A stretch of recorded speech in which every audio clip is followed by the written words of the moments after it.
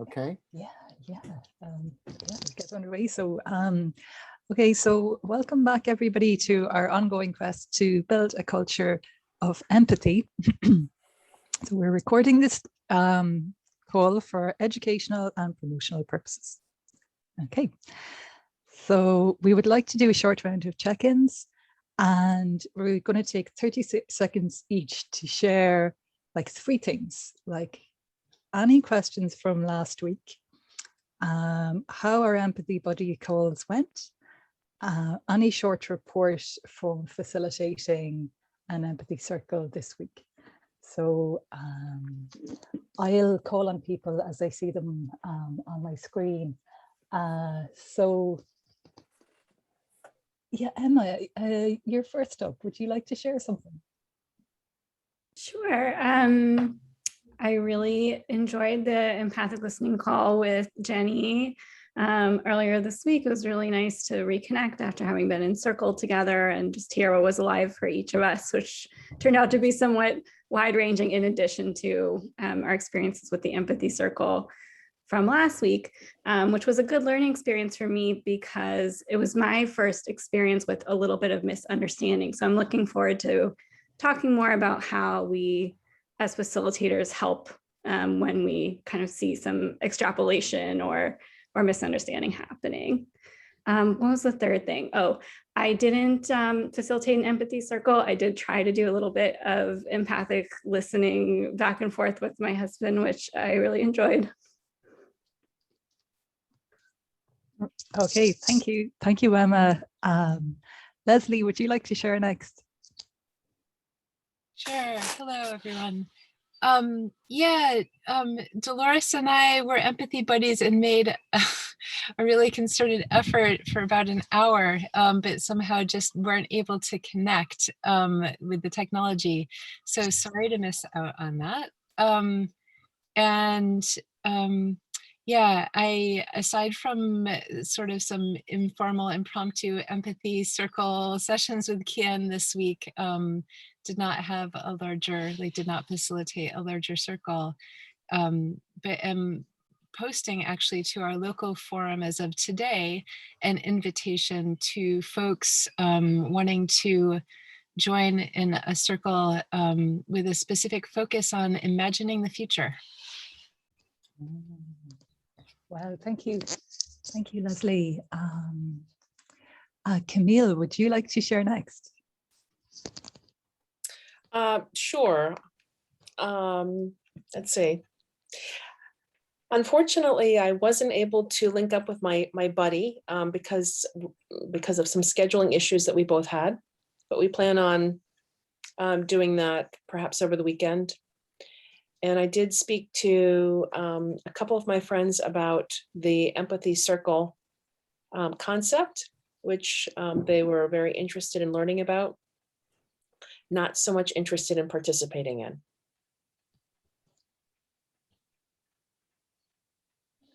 Okay. Yes, they like the concept. I think I don't know. Yeah, that's I'll leave it at that. Yeah. Okay. Yeah. Thank you. Thanks for sharing that. Okay. Sure. Adelina, would you like to share next? Sure. I've had an empathy buddy call with Sam today, and it was really lovely. I enjoyed our time so much.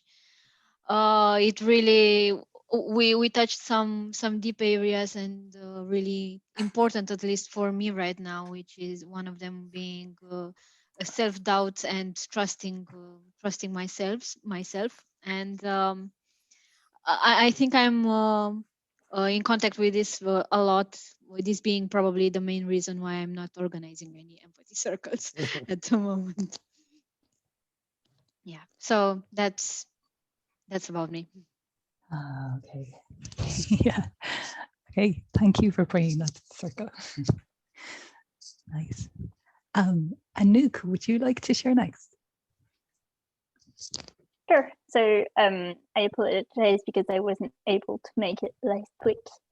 but I've been able to do a one-on-one deep empathic listening with a friend, which was a really interesting experience. And I thought it would be really long and effortful, but actually it was quite short because repeating things takes time. So that was really nice. And I might have recruited my flatmates to do empathy circles with me in the future. That's really nice. Dolores, would you like to share next? Sure. Apologies. I'm just coming into the meeting.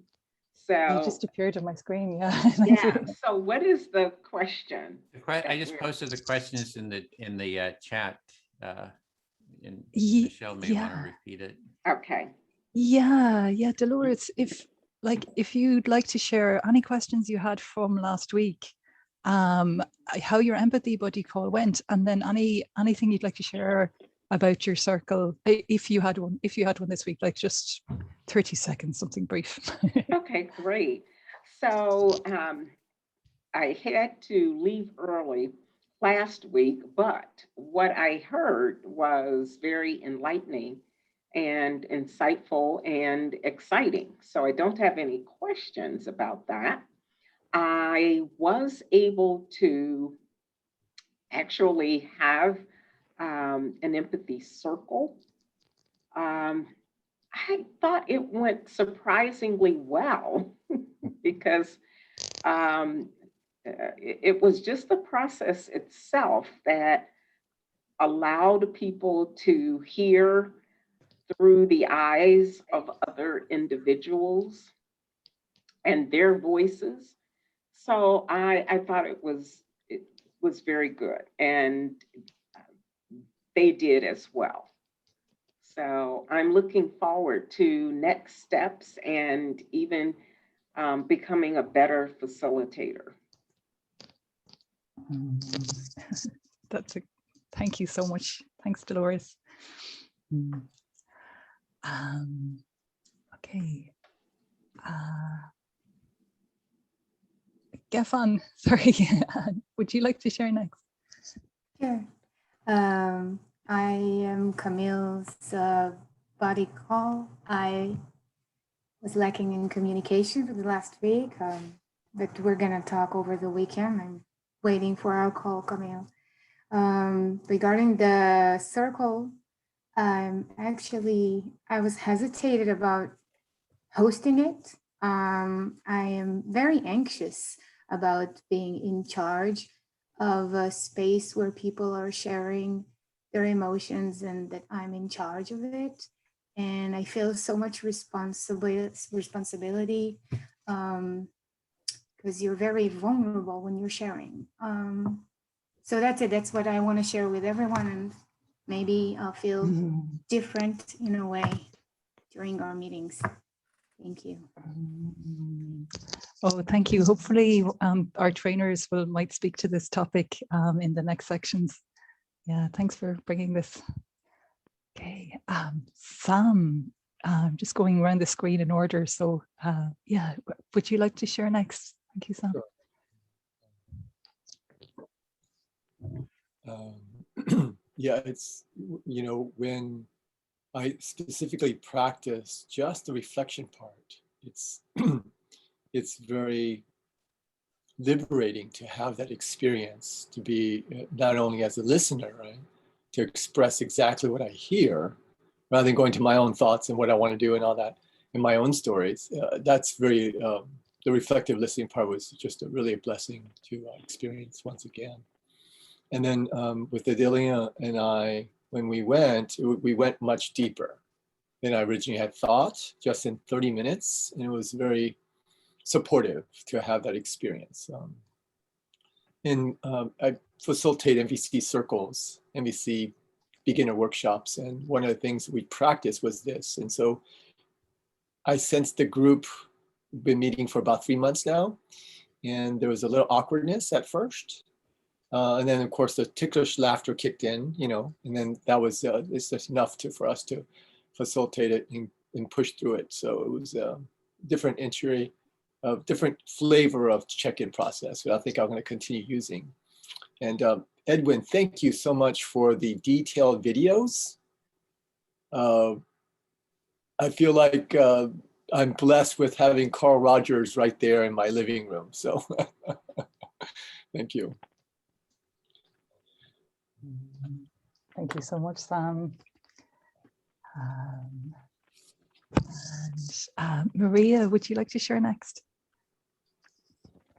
Sure. So I had a buddy call with Kat this week, and it was great.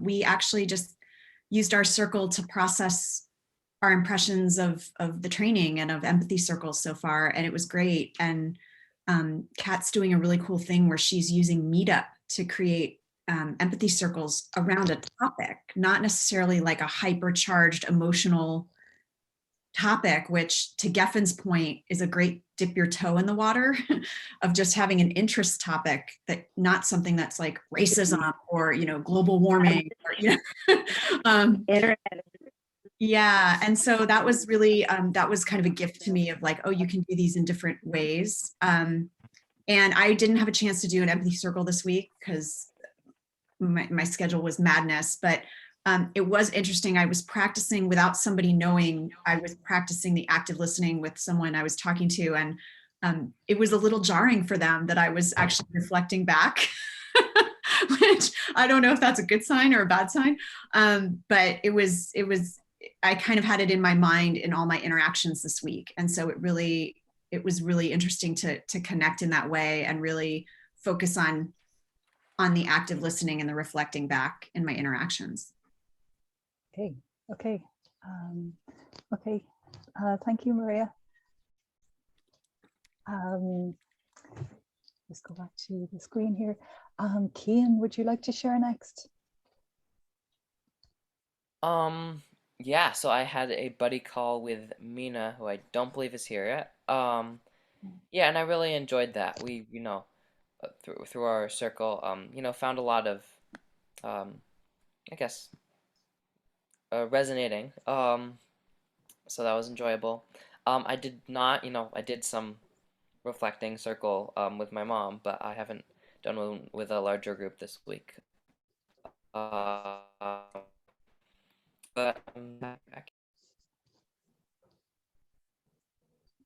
cool. Is that your everything you want to share? Nice. Thanks so much, Cian. Cool. Dustin.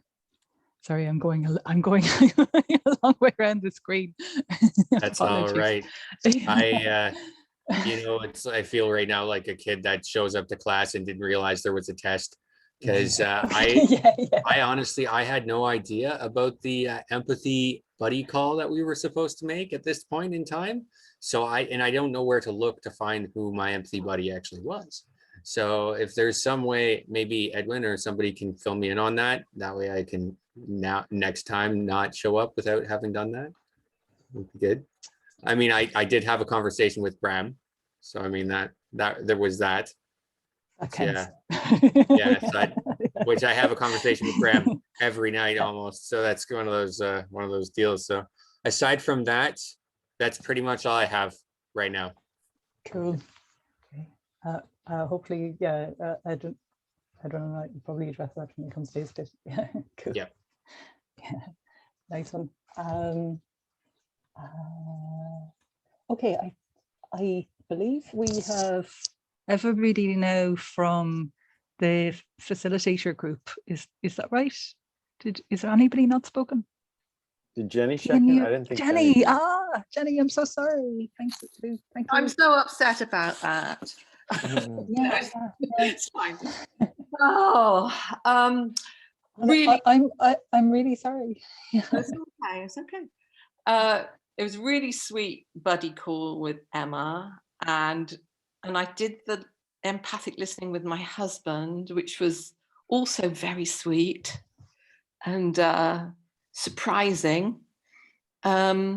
And I asked some people today, I was with some people today, and I was telling them about empathy circles and inviting them, but not very, you know, yeah, it sounds really great. It sounds really great.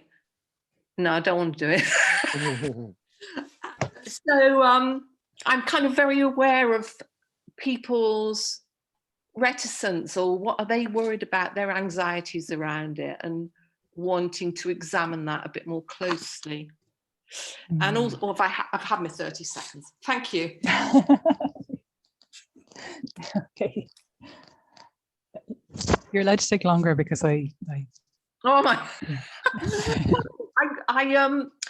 You know, I've got a bit of rebelliousness coming up. I'm wondering about, you know, following the rules, like, and I'm wanting to break them, like the whole hour of listening to somebody, finding that I wanted to kind of break that up a bit, and not follow exactly what Edwin is setting down. I'm wondering, you know, if that's just me being naughty, or if that's okay to kind of make it my own and do it my own way. So that's, I've got that going on as well.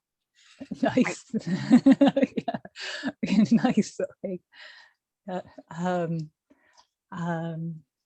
Okay, thank you so much, Jenny. And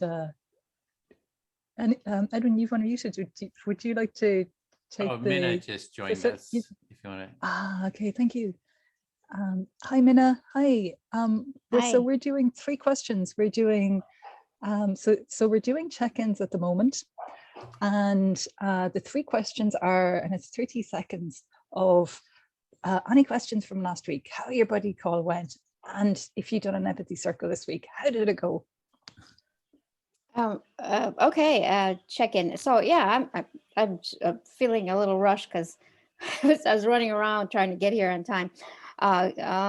So I did do my buddy call. It was great. I think we talked afterwards a little bit about our own experiences. So that was nice. It was good to get to know Kian a little better. And then the buddy, the empathy circle. I wasn't able to do, it was hard to find somebody, but I did the one-on-one. I think that was an alternative, and that went well. I think I certainly discover that when somebody's storytelling, I listen much more intensely than when they're giving me facts about things. It's hard for me to recall what they said. So this is probably not good in an academic situation, but on a one-on-one with a person who's telling me about their life, it's easier for me to listen. That was my experience. Very nice. Okay.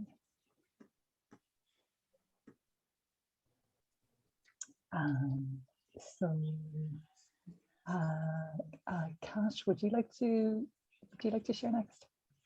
Yeah, sure. Yep. I had a buddy call with Maria. It was really interesting to hear about her background and the work that she's doing and the people she's doing it with. It's quite inspiring to see what you can kind of do in that. And then empathy circle wise, I had my weekly Thursday circle. So I've been doing that almost 3 months now. And I've been noticing a sort of division between like the level of vulnerability people go to. So some of them, you have some heartfelt ones, some of them are quite mind-based. So it kind of made me start thinking about dividing 2 circle types to have a layer for that kind of surface layer as people get comfortable and if they want an emotional layer. So that's something I've been thinking about. And the last thing I've been thinking about is creating an event for one-on-one listening. So if I created like 4 slots for that or something, then I could attract people just to have that piece and see if I could put them together into a circle. So that's everything from me. Thank you. Wow, cool. Graham, would you like to share next? Yes, please. Thanks, Michelle. I've had a really exciting week, and after 4 months of wanting to get in contact with Michelle, I had a buddy session with Michelle, which was good fun, to say the least. Good connection and good fun. Yeah. And this whole world is really new to me, and so I'm kind of getting really involved. And I do pretty much 1 empathy circle a day, certainly 5 a week anyway. And I then have a kind of buddy call with Dustin. I'm trying to set up or organize, and this is an ongoing task, organize an empathy circle, of which Adelina is one of them. And I participated in XR And I'm thinking about Jenny saying she wants to be a rebel. Well, anyway, so I joined this XR circle with the idea of just kind of finding out what's going on.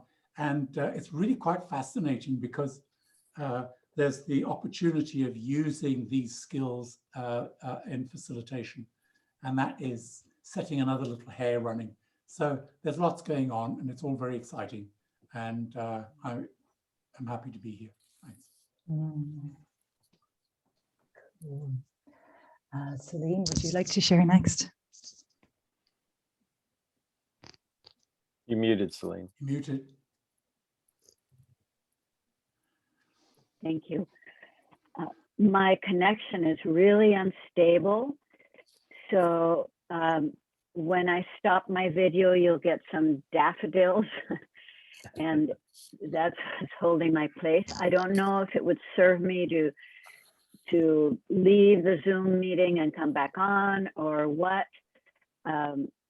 So I want to tell you that. I had a lovely empathy connection with Bill last week. Have not done an empathy circle. And I am looking forward to today. So thank you all for being here. I'm complete. Yeah, and it looks like your bandwidth just came back as well. Yeah, maybe. Cool, hopefully. Yeah, okay, cool. I might just do a quick trainee check-in just while we're in the trainee part. So I had two really lovely buddy calls this week with Lou and with Graham. Like, so I'm really grateful to both of them for their time, and it's kind of something that I've noticed over many cohorts, that it's like just such a sacred part of the community, is that like that process. I'm learning a lot from it, and I didn't have any questions from last week, and I had been hoping to facilitate a circle on empathizing with anxiety, which I haven't got to yet, but I will be scheduling soon to try and harvest from that a little bit, like with a group, because it's one of my own current facilitation challenges. So that's my week. And just really glad to be here today. Lou. Yeah, I'm really happy to be here and looking forward to our work together today, and grateful for all of you being here and being willing to learn more about this. I had a lovely empathy buddy call with Michelle, and I'm looking forward to our work together today. Thanks so much, Lou. Thank you. Bill, would you like to share? Sure. I'd like to also second, as Lou, my appreciation for everyone here and the work you're doing. And I had a great buddy call with Celine. I think it's the second one we've had. And I really find that things are, we're developing a relationship. And I really like it in the empathy way, because it's not forced. It's just this sort of exchange, and it happens naturally. And I really appreciate it. And I appreciate Celine. And that's my week. There are other things that are going on, which I will not bore you with. Thanks very much, Bill. And Edwin. Yeah, delighted to be here and to see everyone. It's just always so, I don't know, I just love seeing the screen with all these people who are interested in the value of empathy. It's just like so supportive. For me, I've been working on developing a frequently asked questions catalog and a challenges catalog. So we have a team working on that. So just really working hard on developing the training. That's me. Thanks, Michelle. I think we had one. I think Dustin had I think will we do that in this? I had a question for you that he'd addressed to you. Will we do this here, or like Lou's doing it if you want to pass off to him. Oh yeah, cool. Okay, so I'll hand over. I'll pass off to Lou now. Thanks, Lou. Thanks, Michelle. Yeah, so at the beginning of class, we want to try to answer the questions that people raised in the feedback survey that we have you filled out at the end of class. So I'm going to take a few minutes to do that. Dustin, you asked about how did you know who your empathy buddy is? So after every class, Edwin sends out an email summarizing the tasks to do for the upcoming class, and the empathy buddy assignments are in that email. Kian, did you have a question? You had your hand up. Oh, Larry didn't check in. I think that was somebody just posted. Oh, is that what you were wanting to say, you. Kian? Yeah. Okay, yeah, Larry, you want to give us a quick check-in? Sure. I'm loving the empathy circles and having calls and doing small empathy circles. And what was also said about the, just doing the reflection accurately is amazingly powerful without going into all the other stuff that can get bogged down and misinterpreted and trigger people. So just the reflection accurately is just wonderful. I'm loving it. Thank you. Great, thank you, Larry. I've learned, actually, I was in speaker view so that I have each person large when they're speaking, and that's how I missed off on and I'm sorry, Larry. So it's my learning from this week. Sorry, guys. Thank you. Okay. Yeah, thank you. Okay, thank you. Thanks, Larry. Thanks, Michelle. Okay, so getting to the questions that were posted this week in the feedback form, and actually I'm going to respond to some that I heard in the check-ins also. So the first was a question about what is a good size for an empathy circle, and the answer to that is 4 to 5 people. And kind of extended information about that is that the goal actually is to get to a 3rd or 4th speaking turn. So the reason that 4 or 5 is an ideal size is because if you're taking 5-minute turns, to get to a 3rd or 4th speaking turn is about 1.5 hours to 2 hours, which is kind of the max. That's a lot of time for people to participate, but it's very delicious. If you're able to get people to go for that much time, you can have a very deep, wonderful conversation.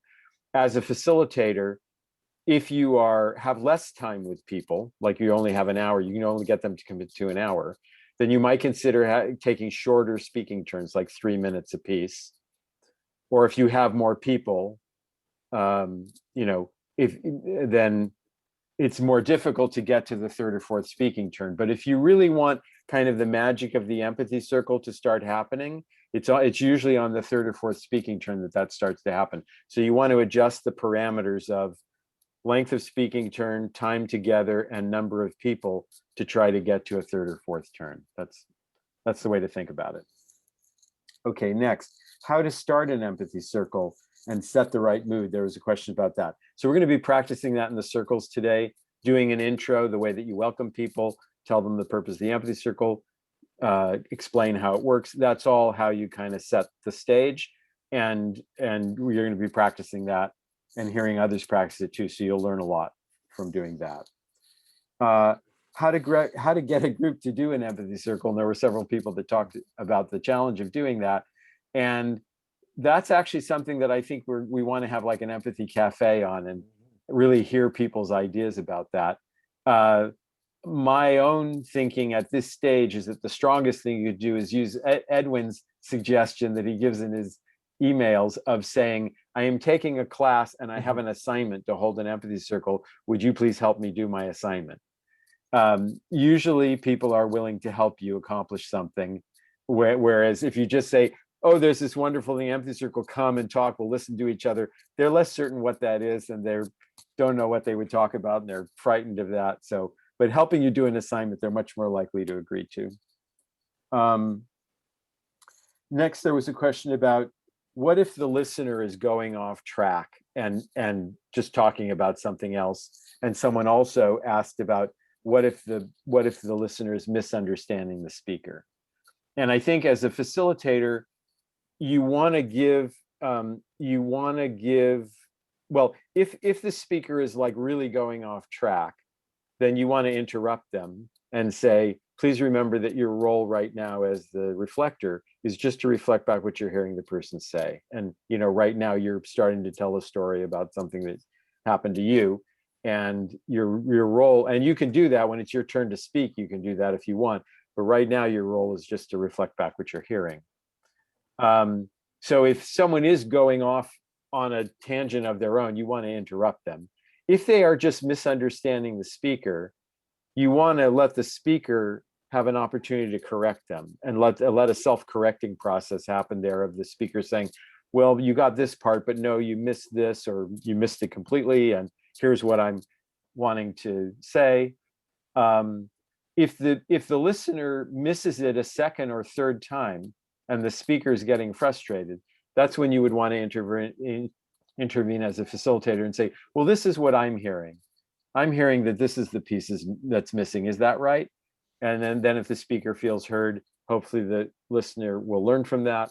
And so you have an ongoing thing there of trying to help the listener understand the speaker. And you'll have a chance to practice those kinds of situations in the next class and the fourth class. Those are some of the things we call challenges. They're things that happen in the circle that the facilitator has to do something about. Graham, did you have a question? No, I'm sorry. Okay. Next there was a question about, as a facilitator, how do I remember to do all the things that there are to do? Keep time, who's spoken, is the listener, it's a lot to do. And just know that, like driving a car, when you first start to do it, there are a million things to pay attention to, and you feel like you can't keep track of it all. But once you've done it half a dozen times or more, you start to relax into it, and it becomes second nature to track the various things. And if you're having a challenge at the beginning, you can ask, like, if you want someone else in the circle to keep time, you can ask someone else in the circle to do that if you would like.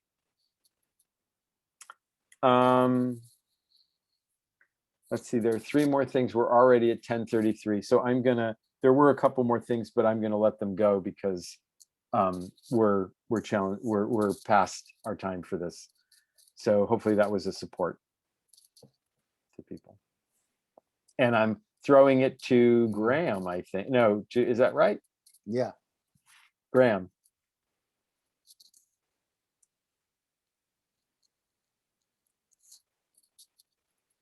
You're muted, Graham. You're muted. Yes, I don't normally mute myself. But anyway, thank you. So today in our breakout rooms, we're going to practice the introduction. And I hope you've all sort of prepared your introductions for today. And you'll do the introduction, and then you'll go into the normal facilitation, and there will be feedback at the end of your session. And there'll be the whole breakout room will be broken up into roughly 3, where each practicing facilitator gets an opportunity to practice facilitating. You can run some variations, like, for example, after you've done the introduction, you can seek feedback so that you keep things relevant, and then you can facilitate with a clear mind, and you get feedback on your facilitation after that.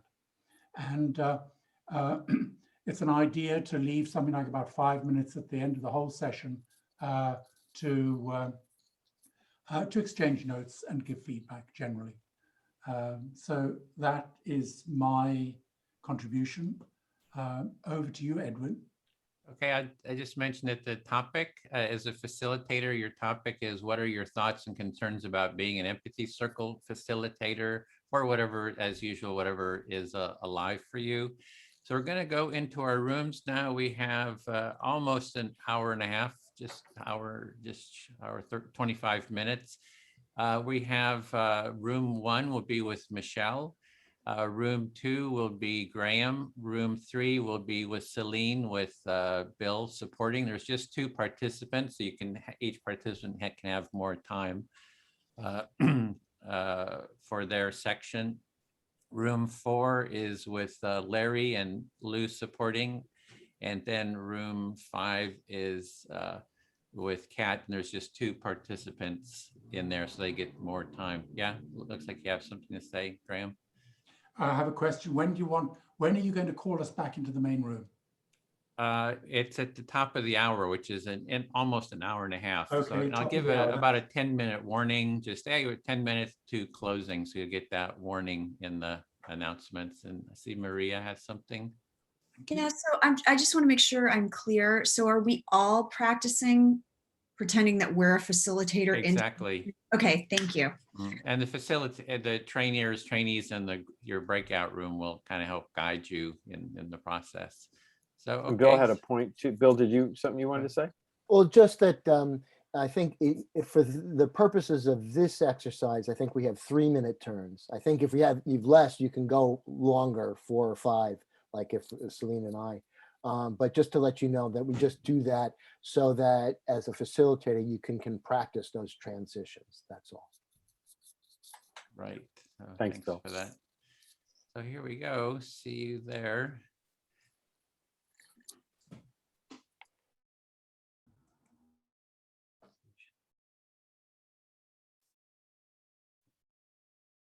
And I'm in the room with you, Kat, here. We have 2 participants. Okay.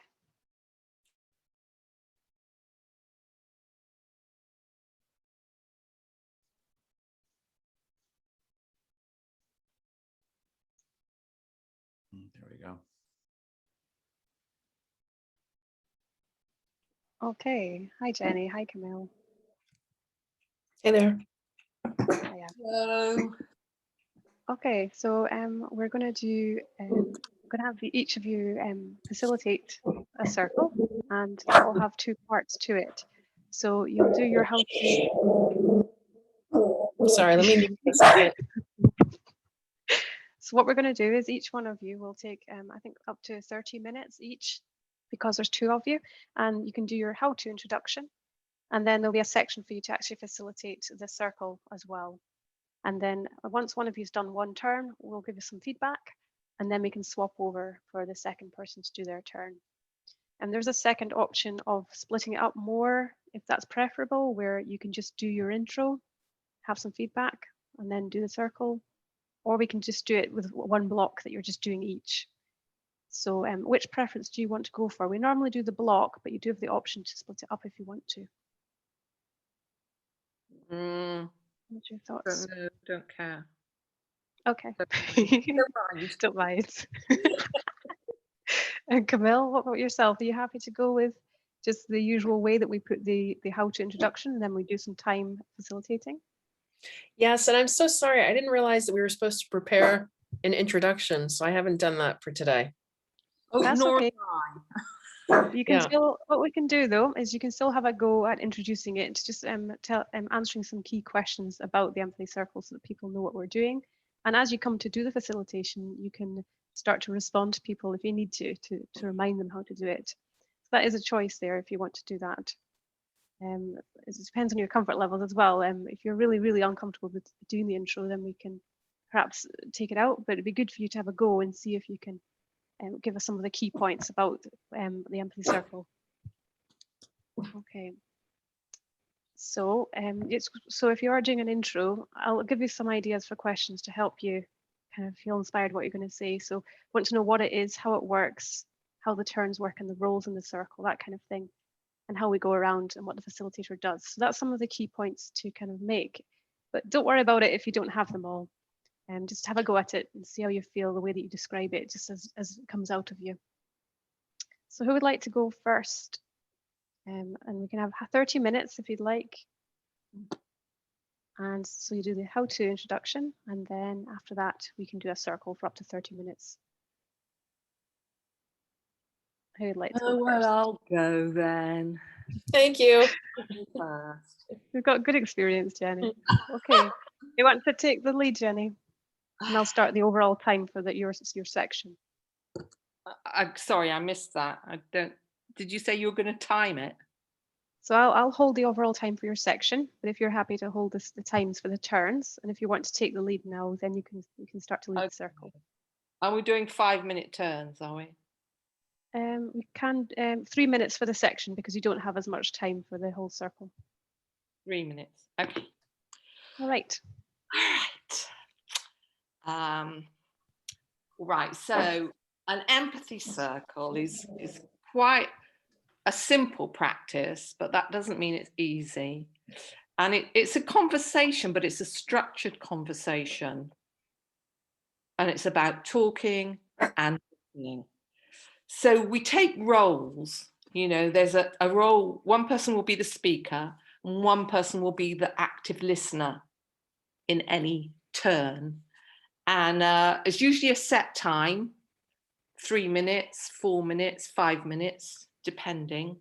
And so what the listener has to do is reflect back what they hear the speaker say without interpreting it or asking questions or judging it or analyzing it. They just reflect back what they hear the speaker say. And that's the kind of the crux of it, I think. Pauses are really important when you're the speaker. You know, the whole purpose really is to be fully heard in what you're saying. So it's really important to take pauses. You speak a couple of ideas, but then you stop and you let the listener reflect back what they've heard you say, because otherwise they lose track of what you've said. You know, it becomes a bit too much. So that really assists the whole process when the speaker takes pauses. So it's like bite-sized chunks, I suppose.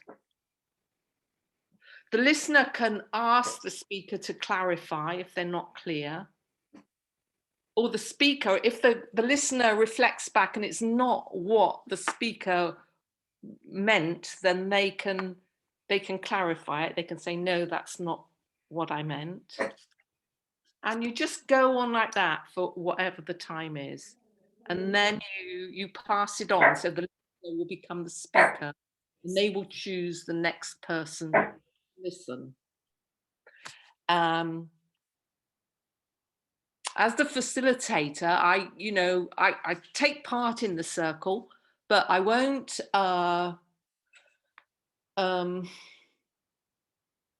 I'll only kind of interrupt if it seems to be really going away from the process. So that's my job, is to keep it within the limits of that process that I've explained. I think that's probably, yeah, I think we might as well do it and see how it goes from what I've said. Yeah. Now are you going to reflect back to me now? Or are we just going to go straight into it? Are you wanting feedback before we go into it? It's your choice if you do want to do that. No, let's just go into it then. Go for it. So what were we going to talk about? Thoughts and concerns about being a facilitator. Okay, who would like to go first?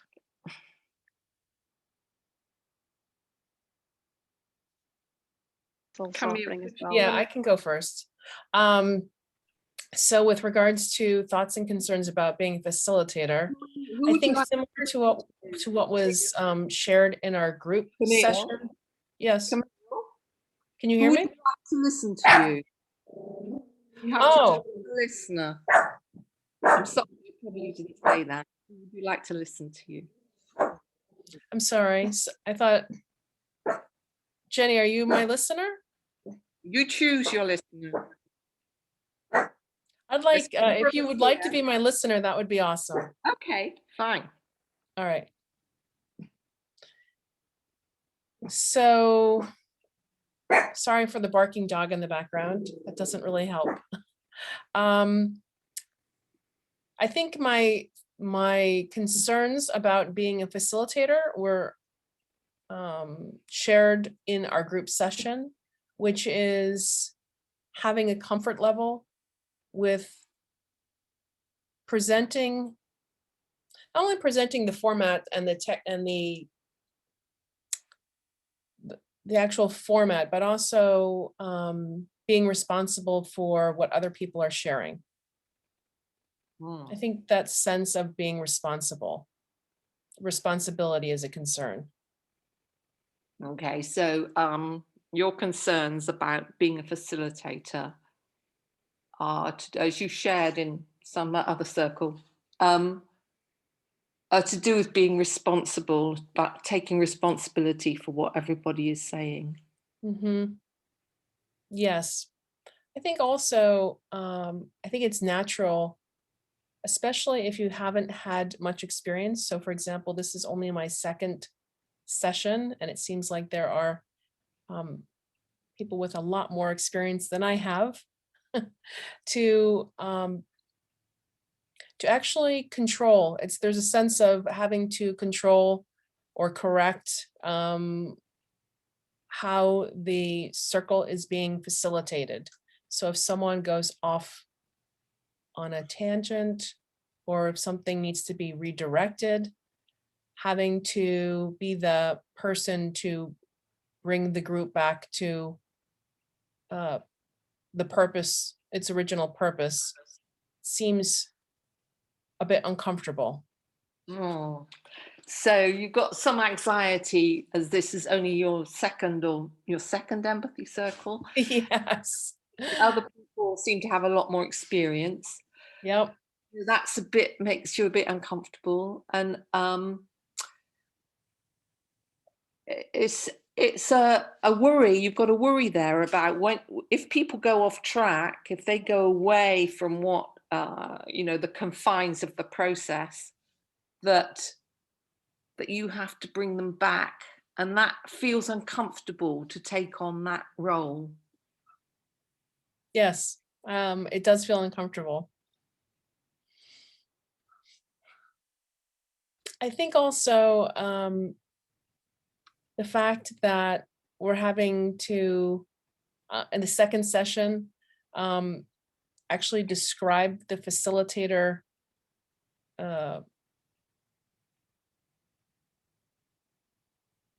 act as the facilitator and introduce it is also uncomfortable to me. I think if we were to do that, I think I didn't see any email or any reference to this. And maybe I missed it, but it feels uncomfortable. Okay, that's your time, Camille. Can you hear my phone going to tell you that it's time? Yes.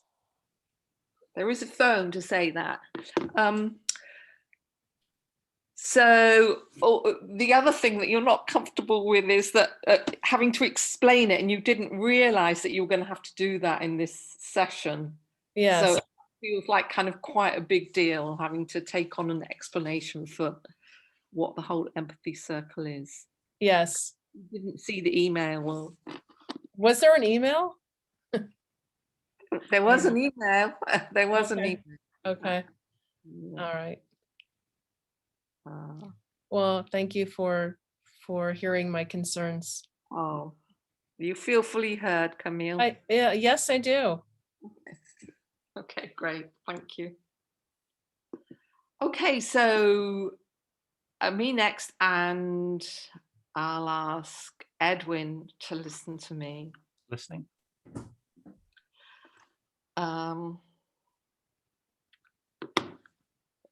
Concerns about being a facilitator. I think my main concern is it's around inviting people. It's around, and that's very much part of it, you know. I mean, when you get some people in a circle, my experience is so far that that's quite lovely. But it's this thing of kind of getting them open enough and to come and be with you and try it. Pause. Yeah, so what I'm hearing is a concern that you have, or a question, is how to get people to really take part in the empathy circle. And once they're taking part, it's very lovely, but it's just a real challenge to get people to take part, and how to do that. How to, tell people about it and be a beacon rather than kind of some coercing or kind of selling them something. Yeah, so you'd like to, you don't want to like have to sell them and coerce people. You'd like to be a beacon where everybody just comes. They just see you as a beacon. They just come to you. Yeah. And as regards to actually when you're facilitating, I'm still traumatized from an incident when I was doing it before, the last time I did the training, and I'm the facilitator, and I gave some sort of level of difficulty, and everybody went off into the chat. They completely disappeared all off into the chat, and it really kind of fused me in some way. So I do have a concern around that, about wanting people to stay away from the chat, that it's a distraction. Yeah, so you held an empathy circle, and then everybody in the circle just went off into the chat, and it was just like very disturbing, and you're kind of wondering like, what can I do about that? They shouldn't be in the chat. Yeah, I don't like it. Yeah. And it was traumatic, Edwin. Yeah, it was like traumatic. It's like, oh, this is really hard. Traumatic. Yeah. Also, I don't know, the whole thing about kind of being the boss of the circle. It's such a kind of, that's my time is up. Something about being the boss of the circle and lording it over everybody, I have considerations around as well. Yeah, some considerations concerned about sort of being the boss of the circle, kind of taking charge and lording it over people. Feel some concern about that. Thank you. And I'll speak to Kat then. Yeah, sure. Yeah, so I was with Camille, this is being sprung on her. I don't know if she took part in 2 empathy circles. I usually make it really clear that before taking part in the training that you have taken part in 2 empathy circles, but sometimes I don't really enforce that. So that makes it a little bit difficult for people who haven't done more empathy circles. So it's sort of in the description, but then people don't kind of follow through, and then I don't sort of enforce it. So you're just saying about Camille sort of feeling the pressure of needing to do the facilitation part, but then also the level of experience that she or anyone has before that is based on them doing those 2 circles plus what you're communicating in your emails but you don't enforce it strongly. So as a result, there's a chance that they've not had as much experience to make it as easy. Yeah. But then the other part was mentioned in the email, but I think it could be more explicit that we need a web page, like here's the checklist, get ready for doing the presentation.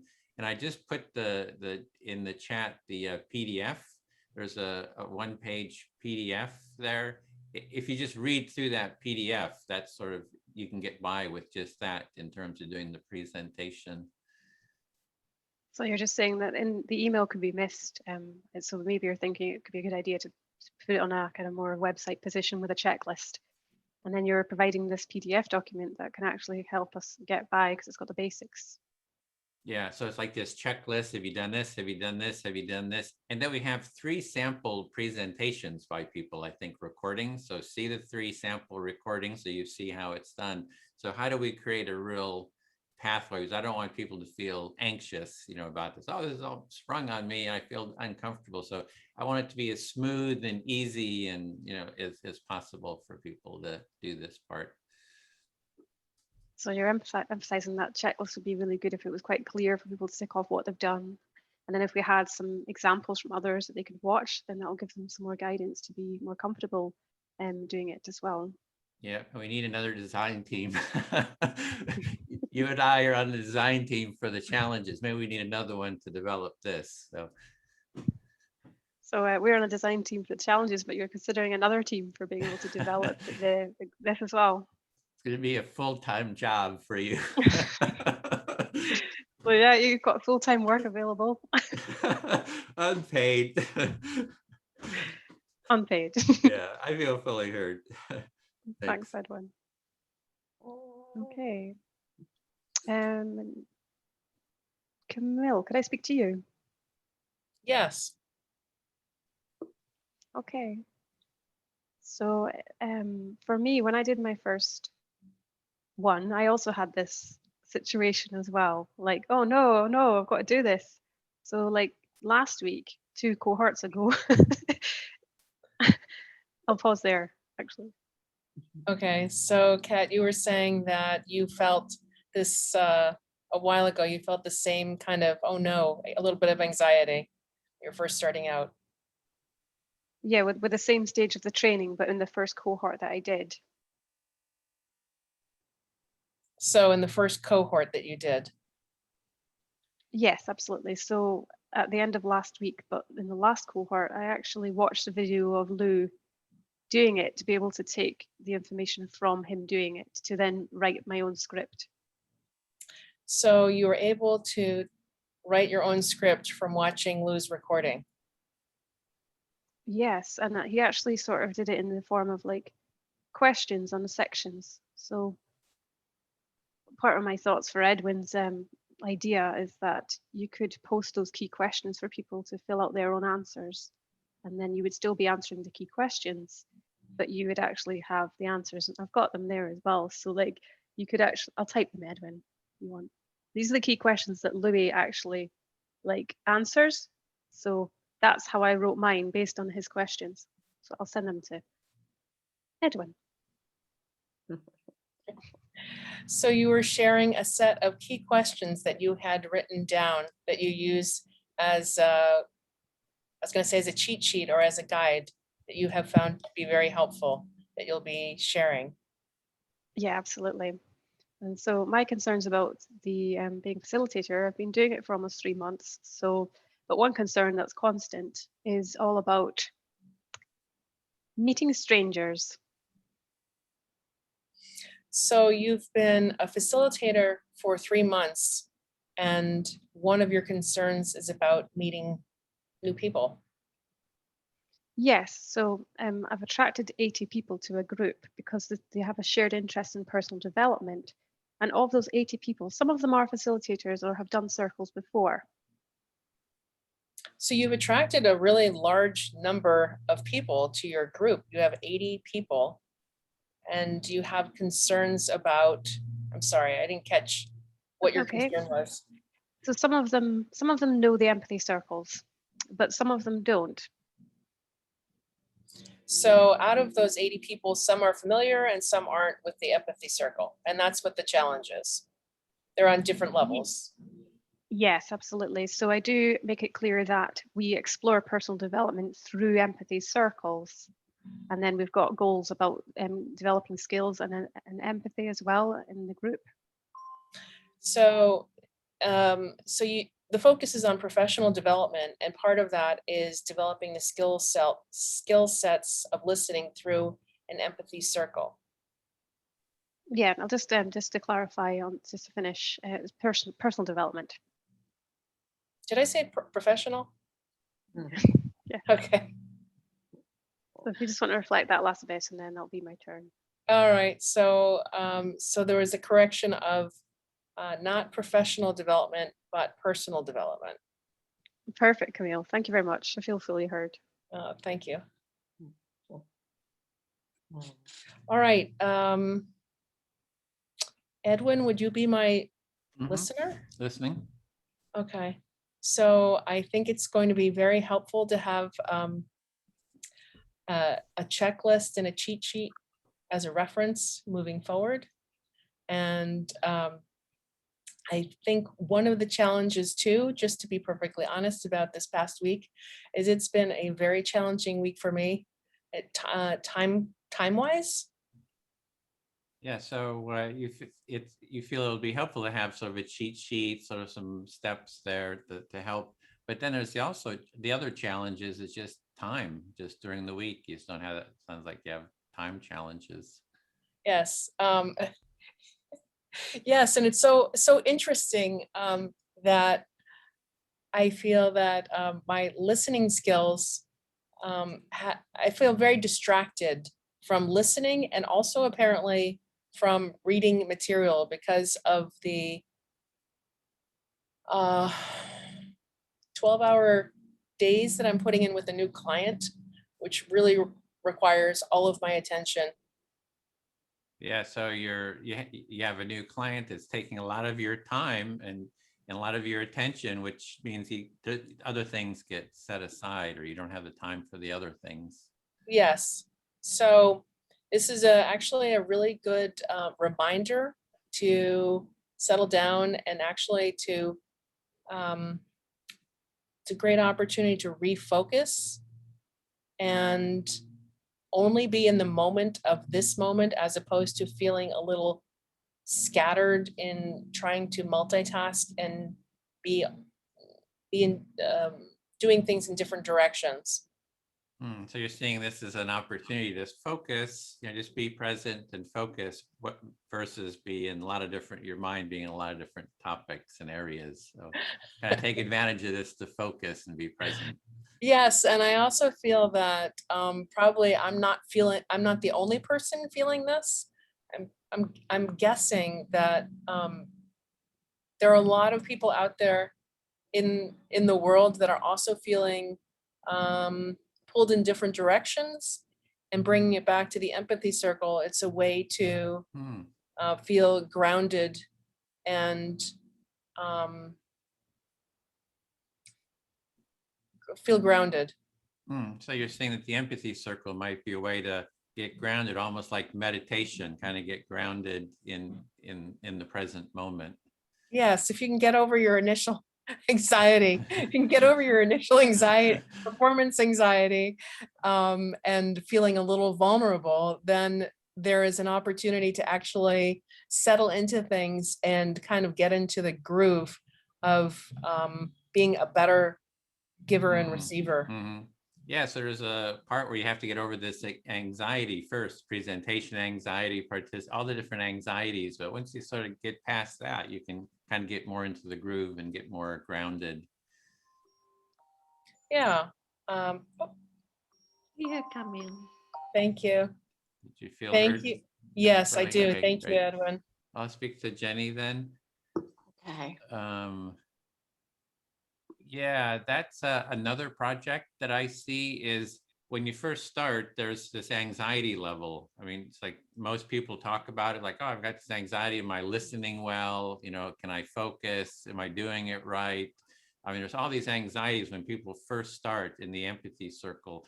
And like, usually it's like the first half hour, even the first hour is sort of has a lot of anxiety in it. So you see something like another project here, because it seems that there's anxiety levels when people come to the circle. There's anxiety about, am I doing it right? Am I listening right? Performance anxieties. Yeah. And you think it takes time. It's not like that it happens every circle, that every time you come to a circle, you have to drop some.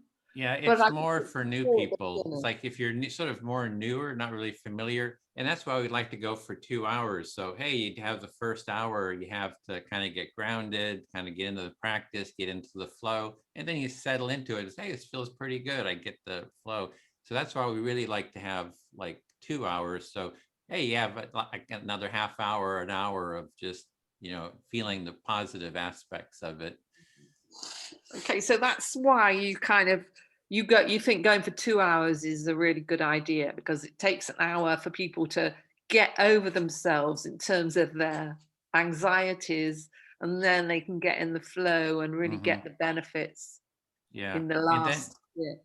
And then I wonder, how do we make that anxiety less? What are the things that we can do to reduce that anxiety? And one big part is always if you share, say, hey, I'm feeling anxious, that kind of helps, but there's a lot of things that we can do so I really want it to be a pleasant experience, reduce as much anxiety as possible in all the different steps. So I think that's another project, Kat. How do we reduce anxiety? So there's a desire to reduce anxiety for people. You know, what can we do that Mm-hmm. that makes people feel at ease earlier on? And you see another project there. Yeah, so I'm just kind of joking with that too. But and the anxiety, once people have done the circle a couple times, they come right into it, and you just go right into it, and you don't have that anxiety, you know. So it's more that first phase, and I think it sort of affects what you're talking about too. And how do you get people involved, right? They're probably having some anxiety about being involved. So if we can reduce the anxiety level, that will kind of help people make it be a beacon, right? Be that beacon that you talk about. So it seems to be, it's all around the beginning. This anxiety is all around the first couple of circles, and then people get the feel of it and feel the benefits of it.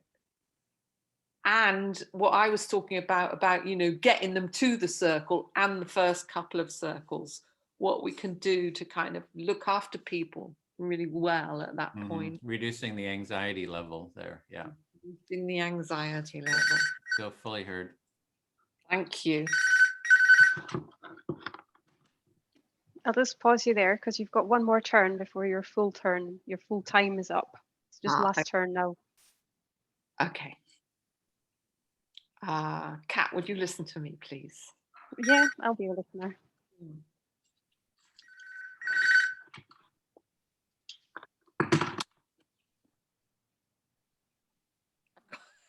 I've got the phone going, so I just got totally distracted there. I was picking it up and putting it down again. So the phone's distracting you, and you just pick it up, putting it down, and now you're frozen. Yeah. It's okay, carry on.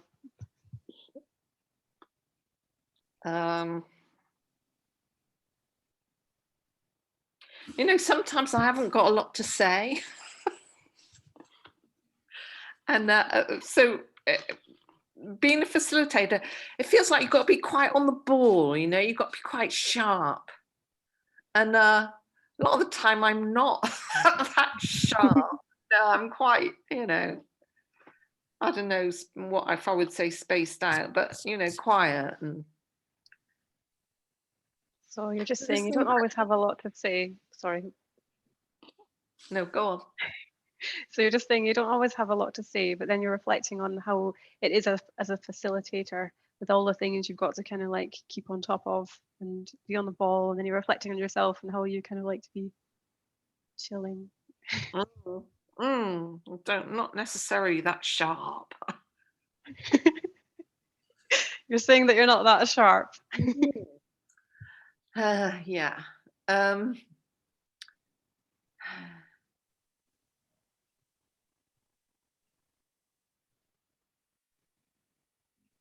I think I'm especially not very sharp today, actually. Or I get distracted by things, you know. I'm really kind of worried about the state of the world at the moment. You know, the pandemic and the polarities and the climate and the whole thing being very, very precarious, and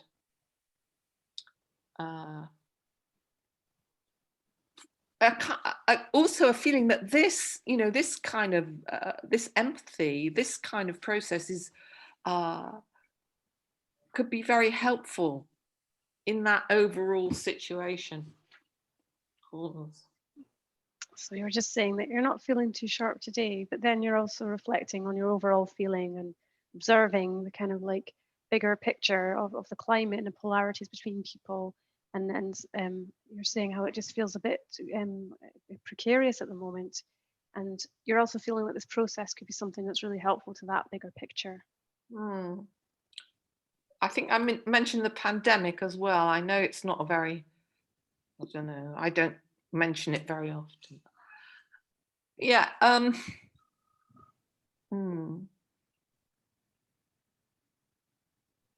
So you also mentioned the pandemic as well, being something in there that you're aware of. Yeah. And it seems quite important to me. My time's up. It seems quite important to me to bring those kind of topics into the empathy circles, rather than avoiding them. So you're quite keen to actually bring those topics right in there rather than avoiding them. You want to bring them in. Yeah. Thank you. I think that's it now, is it? Yes. So yep. So that's the end of your turn, and it's your choice if you want to have any feedback. And how did you feel about it, first of all? Kind of nervous and thinking I wasn't doing it right, mainly. And would you like to receive any feedback from anyone else? Yes. Yeah. Yes. We can start with positive feedback if you like. And Camille, you want to offer any positive feedback from your perspective? Yeah, sure. Jenny, I appreciate the fact that you take a lighthearted approach to things. You know, you smile and you laugh a lot, and I think that helps.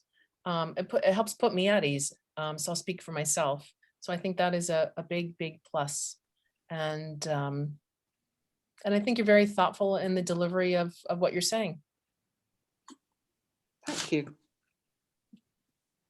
And I'll go next. I really like it as well. I just find that you've got a nice, really lovely energy, and I'm always like, yeah, Jenny's here. I've got Jenny's energy. Like, so I'm always really happy to see you. That's definitely part of it. But you've also got the presence to hold it as well, which is a good balance of being like, you're holding the energy, but you're also having the presence as well. That's kind of what I would say.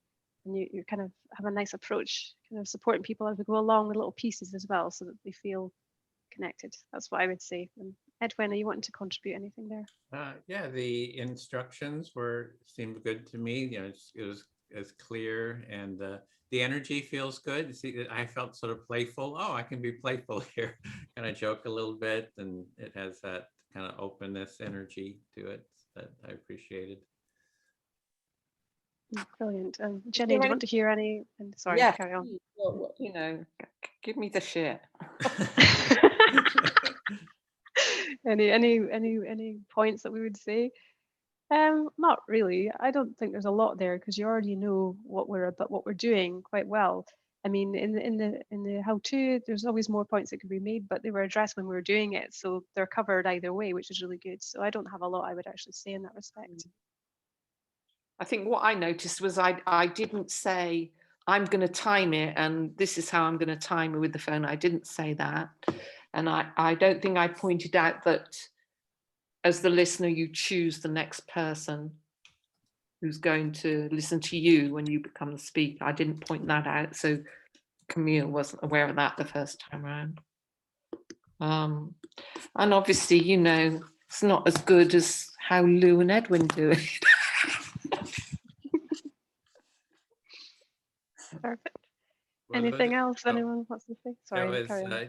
the topics. It's you know, just I think you hadn't mentioned the topic to begin with, but and also when doing topics, I think that was a great idea about things that are of concern to you to actually hold some circles on that. That will have a lot of energy to it. So yeah. And there's always the one thing I find is I leave stuff out too, but it sort of gets worked out in the, you know, you don't have to be like all too anxious about it because it's like, yeah. It's somehow the process starts working itself out, you know, so. Yeah, I do that as well. You can't always say everything and no one's going to remember everything either. So, so just as you go, you kind of like do it anyway. Yeah. Okay, any last comments before we conclude Jenny's turn? Camille, you want to say anything else? Sorry, what was that? Do you have anything else to add before we conclude Jenny's turn? No, thank you. Okay, well, thank you, Jenny, for leading that circle. It was lovely. So we can now move the baton over to Camille. would you like to start to facilitate a circle? How do you feel about doing the introduction or having a go at it? I think I would prefer not to go today, to be honest with you, if that's okay. Yeah. Yeah, that's okay. So you can start to facilitate if you like, with timekeeping and So, topic.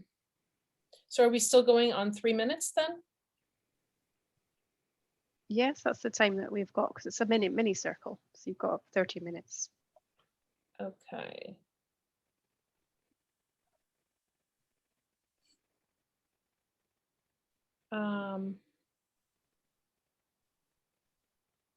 And then, I'm sorry, I'm not really sure what you're asking me to do. So you're asking me to time and.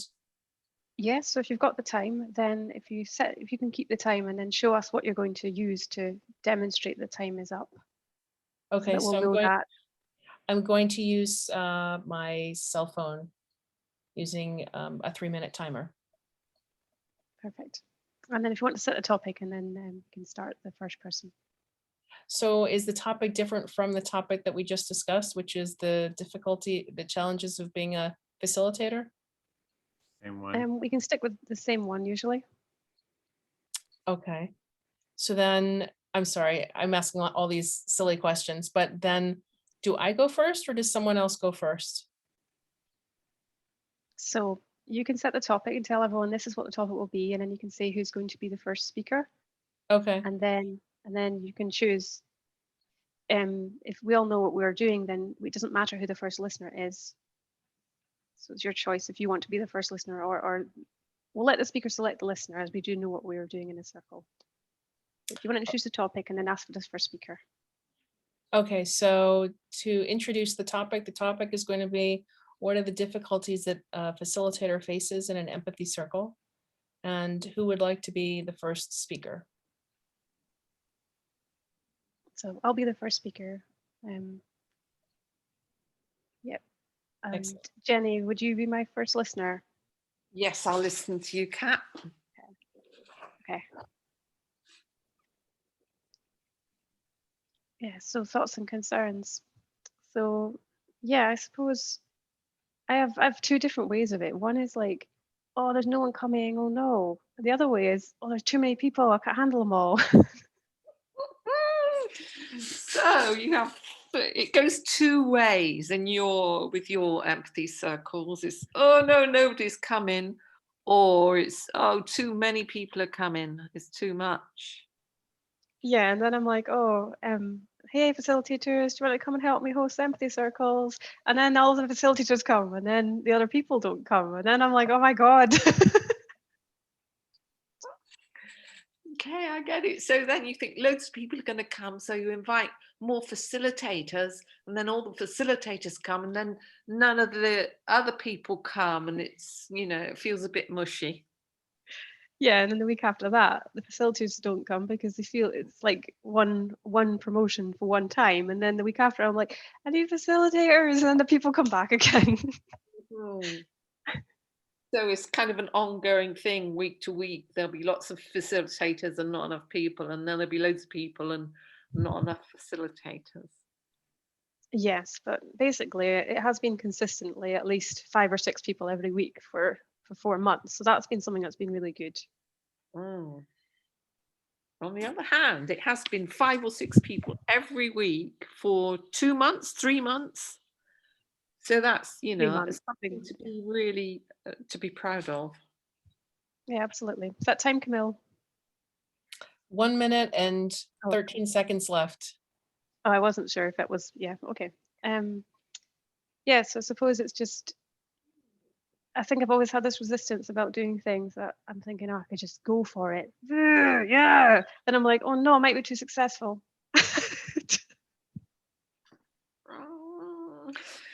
So, there's a kind of always a sort of this duality of, oh yeah, I'm going to go for it, I'm going to do it. And then what comes up is, oh no, I can't be successful. I can't be too successful. So there's a two-pronged thing going on there. Yeah, because I've been in a situation where I was doing everything and anything. I was like I was like teaching people a skill. I was like performing the skill. I was like teaching instructors to teach the skill, and I had a full-time job and I had a studio space, and it was mental. There's so much going on. I've got a slight fear about taking too much on again and being too ambitious. Oh. So you've been in a situation before where you had a skill, you were using a skill, you were teaching a skill, you had the studio, and it just got too much going on, and there's an anxiety around creating that situation again. Yeah, absolutely. Because at the end of it, I know it was my time there. At the end of it, basically, I was just trying to keep everyone happy, and I myself wasn't ultimately happy. So you ended up trying to keep everybody else happy, but you weren't happy. Yeah, absolutely. Thanks, Jenny. I feel fully heard. Thanks. Thank you. Camille, would you listen to me, please? Yes.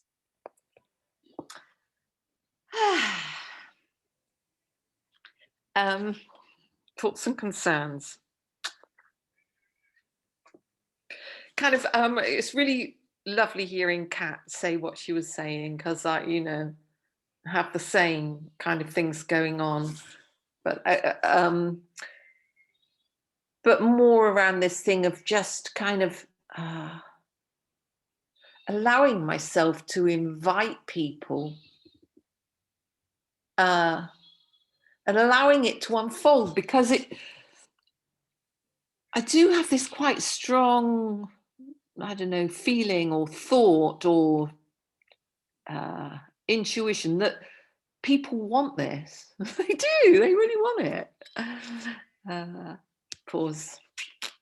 All right, so you were saying that you share Kat's thoughts and challenges, and that you feel that the challenge is that people really want this. They really do. Yeah, well, obviously, I don't suppose everybody, but there's some people who really do want to do what we're doing, to have this kind of space where you're really seen and heard. So you were saying not everybody, but there are a lot of people that want and need to be heard and have this space held for them. Yeah.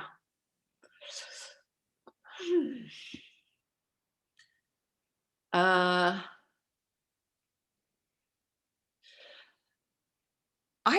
do have a problem with Facebook. I mean, kind of going to Facebook is it's what people do, don't they? They just do it all on Facebook. They invite on Facebook and take, receive back from it. And I've developed a bit of a allergy to Facebook. I don't like using it anymore. I get quite, no, this is not right. It's taking over the world. I need to find another way in. Pause. So you've looked at Facebook, and there's a discomfort with using Facebook. You feel that they've become kind of a bigger entity that maybe isn't quite the right fit for reaching out for your empathy circle. And is that just some kind of excuse I've got, because it would be easy. Yeah. And you said, is that an excuse? Is that an excuse that you have? Because that's an easy excuse. Thank you, Camille. All right, thank you. So it's very interesting about the whole concept of how do you actually attract your. Who's listening to you? Oh, sorry. Forgot that part. Hey Jenny, would you mind listening? Sure. Okay, that would be awesome. I'm gonna wait. Let me put this timer on. Okay, there we go. Where was I? Okay, so I guess I want to pick up where you left off, which is the thought about Facebook, and also how do you find how do you attract people to your empathy circle? Where do you start? So you want to pick up on the Facebook theme and look at the question of, you know, inviting people to this. Where do you start with it? Where do you? Because it's interesting too. I heard that a number of people, including myself, have started with their friends and they love the concept, but they're not comfortable actually participating in any way.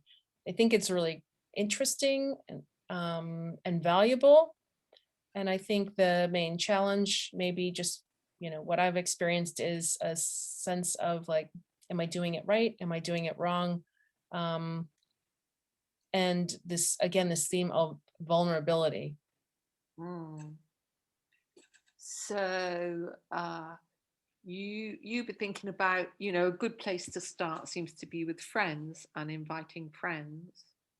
But as other people have said, you kind of come up against this, oh yeah, it sounds great, but I don't actually want to do it. And you have to face a certain vulnerability there because it feels like rejection. So it's a kind of, that can be a bit difficult and, you know, hold you back from doing it.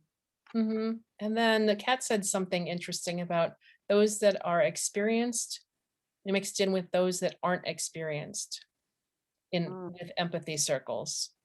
And Kat also mentioned something that you picked up on, which was about when you have an empathy circle and there are people there who are used to the empathy circles and other people who are, it's a very new thing to, and how that works. So I'm wondering for my own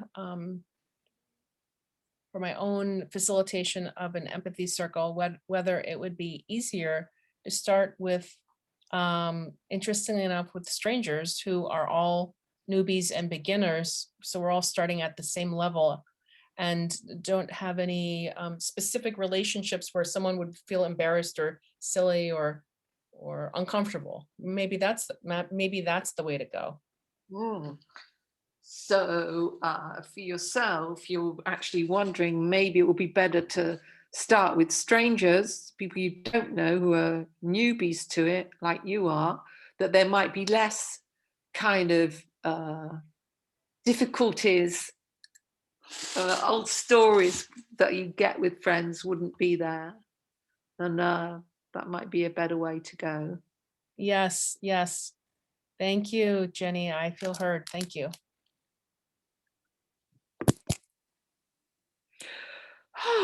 Edwin, would you like to listen to me? Yep, listening.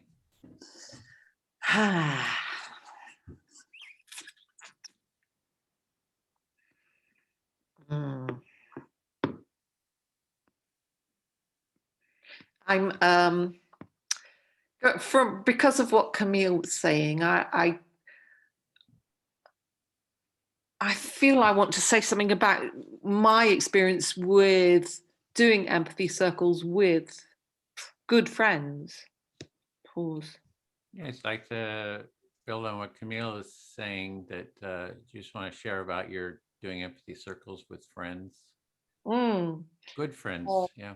Yeah, because it's really lovely. It's worked really well for me. I got sort of two separate kind of groups of three. There's three of us. So it's quite small and all women and women that I've known for a long time too. Pause. So have two groups you're doing, and they're small groups, and they're with women that you've known for a long time. And we've kind of dropped into it. I mean, they really like it. I mean, I've been doing it with one group since last summer, and the other group since Christmas, I think. You know, once a week. Well, one group's once a week. One group is once a fortnight. Pause. Yeah, so you've been doing it for quite a while. I can't remember how long, 6 months or yeah. So it's like once a week or once every 2 weeks, and one group is once a week, the other group's once every 2 weeks. Mm-hmm. And it's kind of saved those relationships. There was so much, what Camille was saying about, old stories and kind of competitive edges in those relationships that have just melted away. Wow. Yeah, and this sense that, when we do, I only do it for an hour though. We only do it for an hour. So, on Edwin's way of doing things, that's not enough time. But we all feel that we get kind of quite deep and find it very satisfying in spite of that, that it's an hour. Paul. Yeah, so you do it for an hour and you found that it's just been very satisfying. It's really helped all the relationships you've worked through. Sounds like some issues. So it's sounds like a very positive experience. Thank you. Thank you, Edwin. I feel heard. Okay. I'll speak to Kat then. Yeah, sure. Yeah, concerns. Well, it's really good to hear that. Just hearing what Jenny's saying, it's hearing success stories is always inspiring. So it feels good to hear those stories. So you're feeling good about hearing the stories, success stories you're hearing from Jenny. And if the empathy circle is more than just a 2-hour circle, it's really about empathic listening. And I just sent out that assignment for, you can do a 1 hour listening just to someone where you're only listening. It's like, the times is totally scalable from, this is 3 minutes dealing with this context to 5 minutes to 10 minutes to no limit, so, or going for an hour just listening to someone. So all these different factors are kind of variables that can be changed. So you're just saying that there is a circle, but you're also mentioning that there's other kind of practices that can be done that offer a range of different options that you can do, and like one-on-one listening, and ranging all the way up to an hour with someone just listening. Yeah, so this is it's just a good place to practice these skills, the empathy circle, but there's something deeper, the deeper connecting, that it's really about that culture of empathy, right? The underlying values that, hey, we listen to each other. It's like a mutual listening. That mutuality of listening is another big value. So you're just mentioning about it being, so the circle's just part of it, but it's part of a bigger kind of culture that you want to do, and also really getting people to connect deeper through the empathic listening is a key part there. Yeah, and we had talked in the group about, we need to tie the values in more to the training too. Remember how we talked about that? So it's like, there's some deeper values that we're trying to connect to. One being empathy, and one is being the mutuality of empathy. And so you're just mentioning the values and how we're kind of talking about how they can be brought in, and you're bringing them in now, mentioning empathy and mutuality and how those can be drawn in. And then I guess the other thing that's coming to mind is the topic in terms of how to get people involved is, there's a whole art and science to having good topics. So I think that's a whole session in itself. Like, how do we really, develop good, engaging topics? So I've been thinking of some topics that are sort of culturally challenging, like empathizing with racism, empathizing with colonialization, empathizing with prejudice, etc. All these things that are sort of taboos in the culture, that we turn it into an empathizing with as a way of kind of stimulating some discussion. Yeah. So you were sort of mentioning about bringing people in and how we do that, but then also what topics can draw them in, and then you're mentioning different types of topics, and some of which could be a bit controversial. So you're really getting the attention, for example, empathizing with racism, to just get them sort of engaged. Yeah, rile people up. So you want to rile people up. Yeah. You feel fully heard. I feel fully heard. Okay, I'm going to speak to Camille. Yes. Okay. I suppose for me, I'm just going to mention my topics in the circles I'm doing. In some ways, it works well because you've got a theme going on with personal development. I'll pause there. So you're thinking about different topics, and you were saying that it goes well with personal development. Yes, but then my head's starting to get split and distracted because I'm like, oh, but I could go and do that over there, but I'm building something on what I'm already doing. So I'm trying not to get distracted by trying to stop and do something else. So you're having difficulty because it's easy to get distracted and stop and do something else.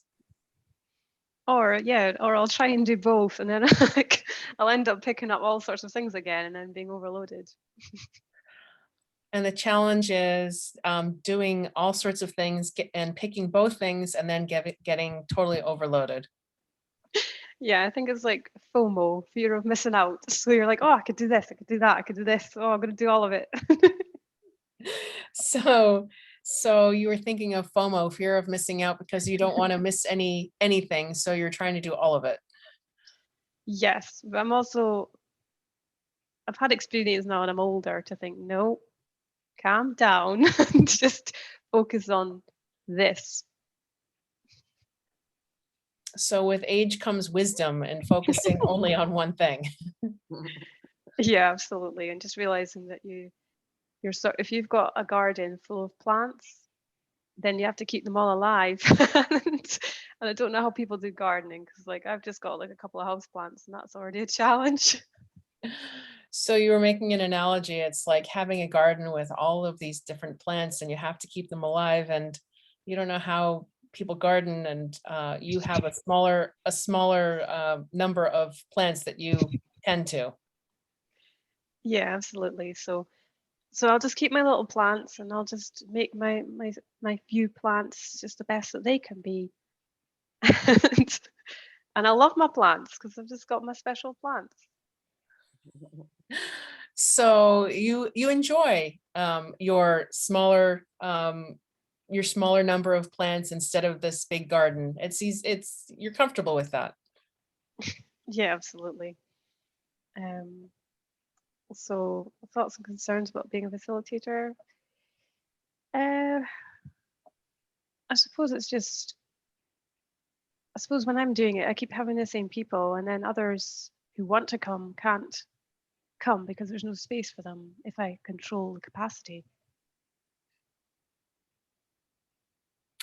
So your concern is about controlling the capacity and wanting to have others, but there has to be a set limit on the number of people that you're having in your empathy groups. Yes, so I'm not sure if Edwin's approach is more open that anyone can turn up.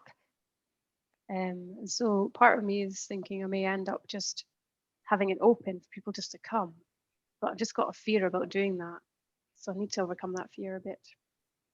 So you were saying you like Edwin's approach about keeping it totally open, that anyone can show up, but you have a fear about that, about having an open approach where anyone can come into your group.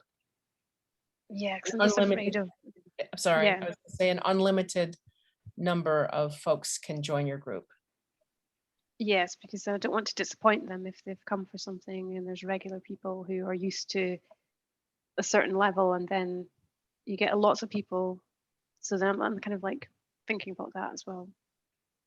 So if I'm understanding correctly, your concern is bringing new people in and then having the dynamic shift between the more experienced folks and the new folks. Is that what I'm understanding correctly?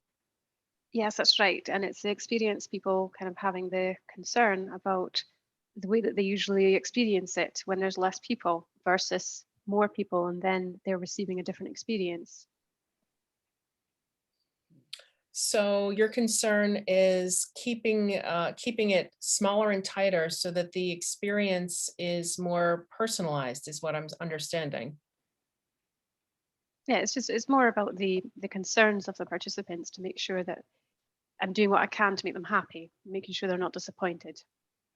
Okay, so sorry, we're up on time. So to paraphrase that, you want to make sure that everyone's happy in the group, and having a larger number of unlimited people is you find could be very difficult to keep that experience so that everyone's happy. Yeah, basically. Thank you very much. I feel fully heard, Camille.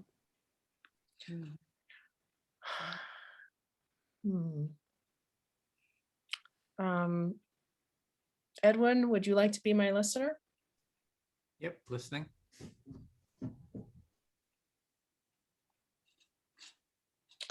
To draw upon what Kat was saying, it was interesting about having an unlimited number of people into a group. And I can see where that would be daunting, because you have a lot of different moving parts and different experience levels. Yeah, you can see the challenge of allowing any number of people into a empathy circle, because there's just going to be so many moving parts, things to keep track of. Mm-hmm. And I think similar to Edwin, what you were saying is when you're new to a empathy circle, you feel you have all of these moving parts yourself, even though with practice it becomes easier. I would guess that it would be similar with Kat's experience, that she's been involved for 3 months, and as she grows into this role, it would become easier for her also to open it up through an active learning process. So just as parallel to, as a participant, you're sort of learning and growing, getting more comfortable with the process. You're imagining the cat in the same way would become, over time, would become more comfortable with holding larger circles. Mm-hmm. So kind of like over time, you just learn and grow. Mm-hmm.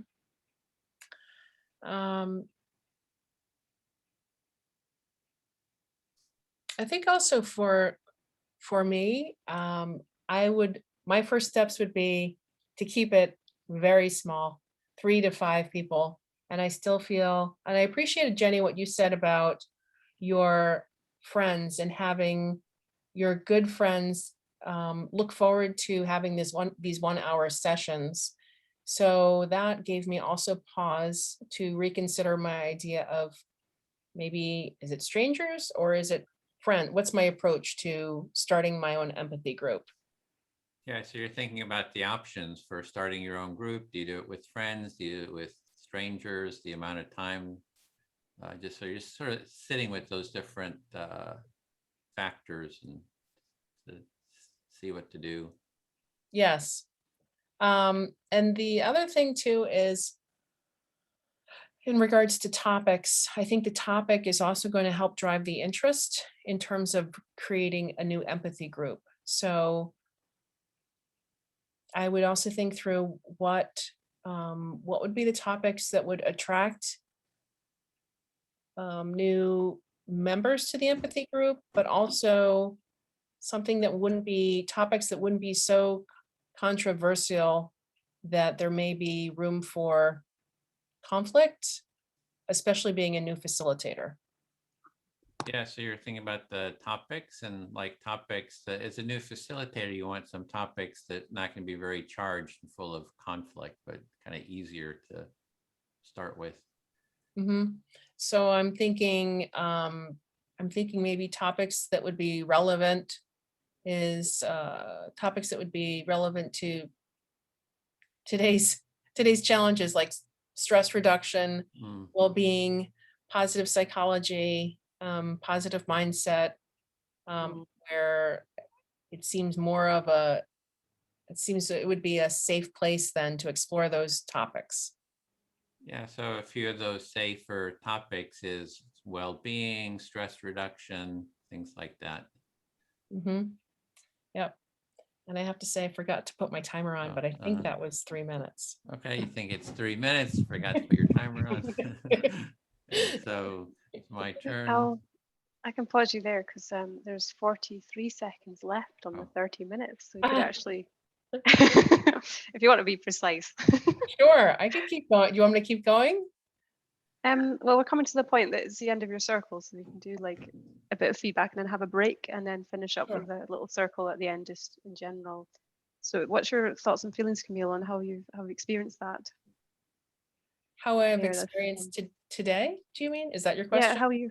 how you felt about facilitation yourself, how you felt about how you did with actually holding it. I think it was a good faith effort on my part. I can't say I felt exactly 100% comfortable, but I think that it's important to get out of your comfort zone too. So yeah. Yeah, perfect. Is there any feedback from anyone? For me, I think you were keeping the time, and that was fine. It was quite clear, and it was calm. You weren't being like time. So that was quite clear for us. It was good. So any other comments from anyone before we? It felt very easy with you. You know, you weren't kind of the boss of us at all. It was just like you were part of the circle. I like that. I appreciate that. Thank you. Yeah, for me, it was good just to do as you know, if you didn't want to do the presentation, that's fine. Just ease into it with what you're comfortable with. And so you do a little bit and get some experience and kind of just grow with that. And also your listening is very clear, very, you know, very clear reflections. So that feels very warm and sort of felt really at ease in the whole time. Thank you. I appreciate that. Thank you. Okay, shall we have a break for 2 minutes? Just we've had a meal break, so you can go and get a bit of a walk around or what you need to do. So we'll come back in 2 minutes, and then we can start to debrief or hold us. Is there a last part of a circle or the debrief, Edwin? Just a debrief, whatever. Debrief. Okay, So we'll get a break for two minutes. We'll get a break and we'll come back.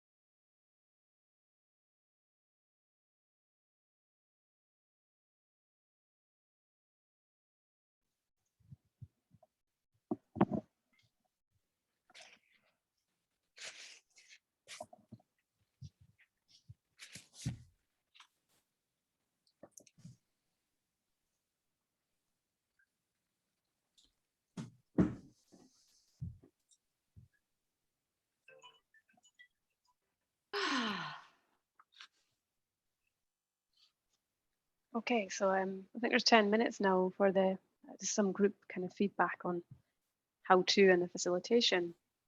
Not sure if there's any questions we want to specifically answer, Edwin, or any just in general. If there's any questions from Camille or Jenny or.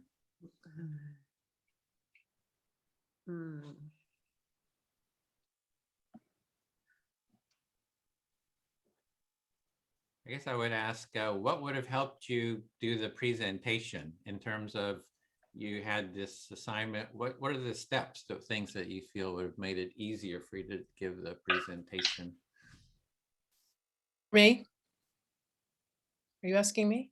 Both of you, Camille and Jenny.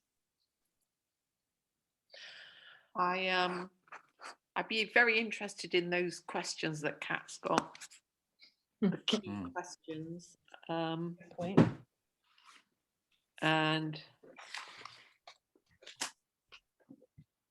you know, I actually had something that I wrote, 6 months ago that I was kind of glancing at when I did mine, and I need to redo that.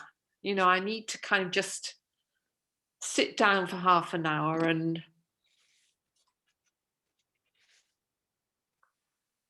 write it out again, have a new, bring it as something fresh to it. Because obviously when you're just doing it with your friends and it's the same group, you don't have to do that introduction thing. So, and yet it's so important, and the whole invitation comes, the invitation and the introduction are very much related to each other. You're going to be, when you're inviting people, you're introducing them, aren't you? You have to explain what the process is. So it's good to have something you're really comfortable with, that's yours.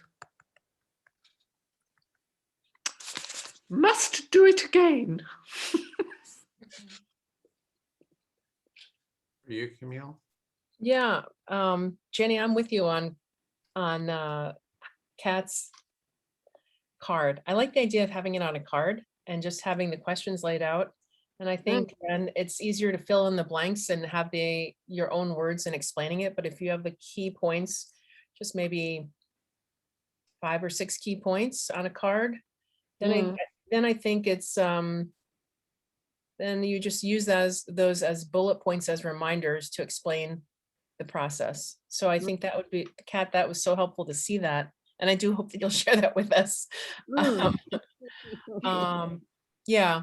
And then just Edwin, to your point about in an email, and I apologize for not seeing that because I did look at the email, but I'm just from my perspective, I get inundated with so many emails that to have maybe in large print, like what the assignment is in a bigger font or a big color, or maybe something like that would be helpful, just from a logistics perspective. And again, it's my fault for not fully reading it. I was just scanning so many different documents this week. So I apologize for that. But having something in a large font in terms of your next assignment is, would visually bring it more to the forefront, if that makes sense. Sure, I do try to do that. Did you see the email? The thing is there's multiple assignments. There's like 4 different topics for us as assignments. Did you see that? Because I just wonder if that's too much, or. I did see. Read the whole. You have to scroll down through the whole email, and that once you get used to that fact, it's fine. But it's if you don't know that, then it's easy to miss stuff. Yeah. Yeah, and especially if it's something that you have to prepare for participation, I would definitely make that like the first bullet point or the first point, like, please know by next week you need to, or however you want to say it, by next week your assignment is to have prepared, so that you will be practicing it live, so that it's it's a little clearer. Sorry. So just a note, it is next week, you'll get to do it again. So this is your notice. Yay. Yay. So I have a question. Did you see the one-page PDF? Because you can almost just read through the PDF and hits most of the, I think, all the points. I'm just wondering if you saw that or. I mean, I saw that you sent it over and I still didn't feel comfortable just reading through it because then I felt like I was just reading. I didn't feel like it was would be fair just to get a pass by reading the, you know, the PDF. But maybe I should have, I don't know. Sorry, I have a dog that keeps wanting to eat my piece of pizza because I haven't eaten lunch yet. So she keeps walking back and forth across my desk wanting my piece of pizza. So yeah, I think also too, you know, I was a little thrown off too because I did, as soon as I got your email, I sent a buddy email and I didn't hear back, and I think it went to her spam box. So there were a couple things that just kind of threw me off for the week, but probably most of all was, as I said, a new client that has required all of my time, which I didn't expect either. So anything in terms of writing to make assignments clear would be so helpful. Yeah, I think it's kind of quite good to state it as well at the end of the session. That's a good point.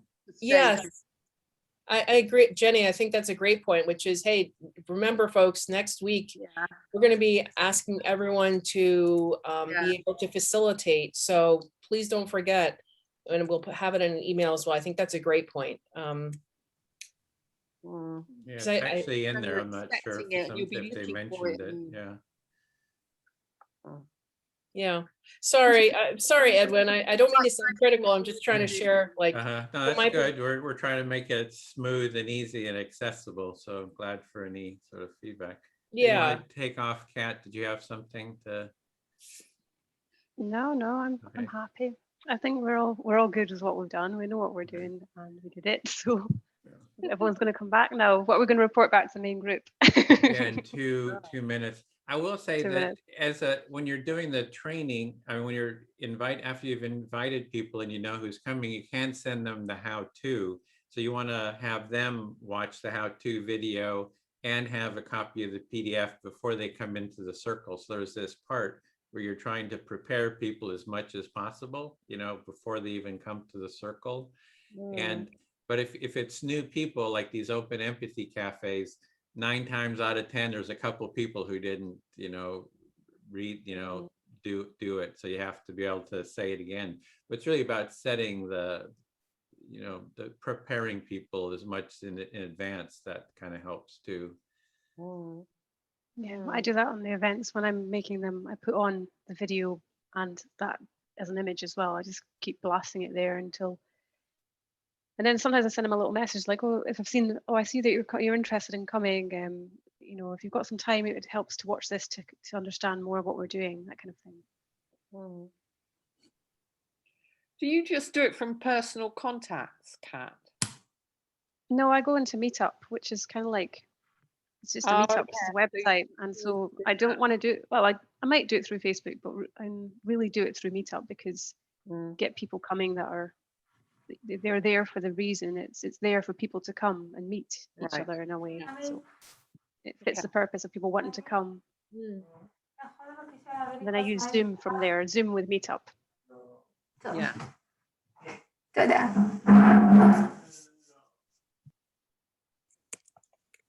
Sorry, I was talking with my speaker, with my microphone on. I apologize.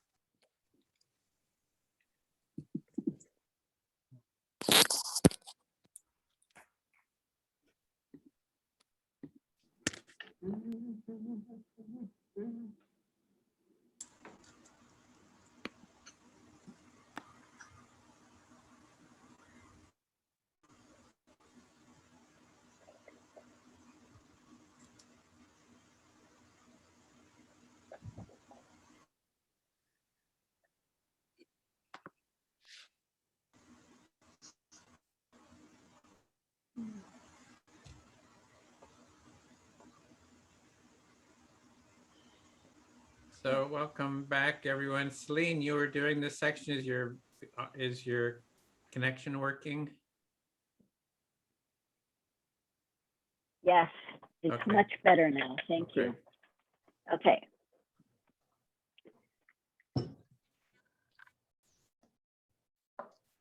So we're going to share briefly. We have 1 minute each to talk about your experience and insights during the practice time. And if I can get a gallery view here, I will call on you one at a time, starting with Jenny.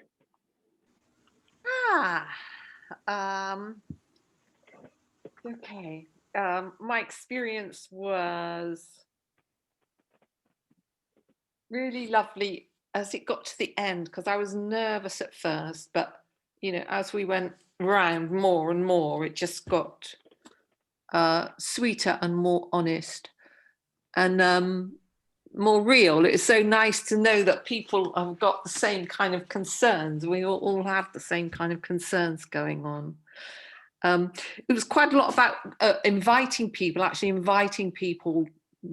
to turn up and introducing it and making people feel comfortable, and how to do that, because people are anxious, you know, so many people have got anxiety going on, and how we can kind of address that somehow to make it easier for them to open up to it. When I did my turn, and apparently my energy is quite good, people like my energy, and that I've got a kind of light touch when I do it, which was nice to hear. I think my challenge is I feel you've got to be quite sharp. You've got to be quite kind of quietly on the ball, and I'm not sure how sharp I am really. And this other challenge is it's about inviting, you know, inviting and explaining to people exactly what it is. It's good. Okay. Good. Thank you. Thank you, Jenny. Okay, Camille, would you please give us a minute? Sure. I was of also your experience.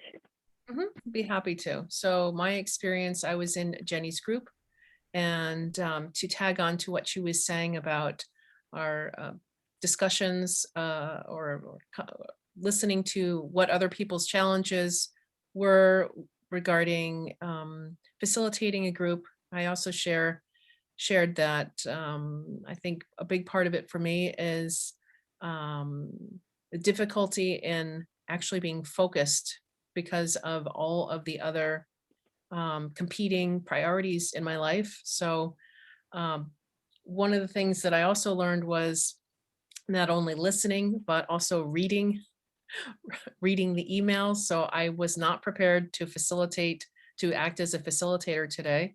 Part of the other thing too is thinking through in terms of facilitating a group. For me, I would want to, it's not only important to have a small group for small group dynamics as a new facilitator, but also working through the challenge of who would be in my group. Would it be friends? Would it be strangers? Would it be community members?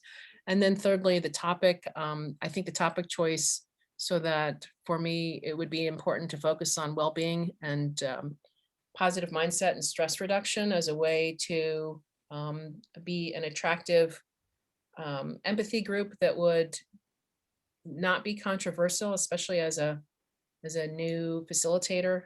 So it would be something that would be more focused on mindset. Thank you, Camille. So Emma, would you please share with us? Yeah. So yeah, my experience was really good. I think the learning was just getting the practice. This is my first time going through the cohort, so just kind of starting to get those repetitions in is really good. Strengths, I think I realized today that although I haven't done this before, I've done, like, I have other just work and life experience that translates somewhat. So that's nice.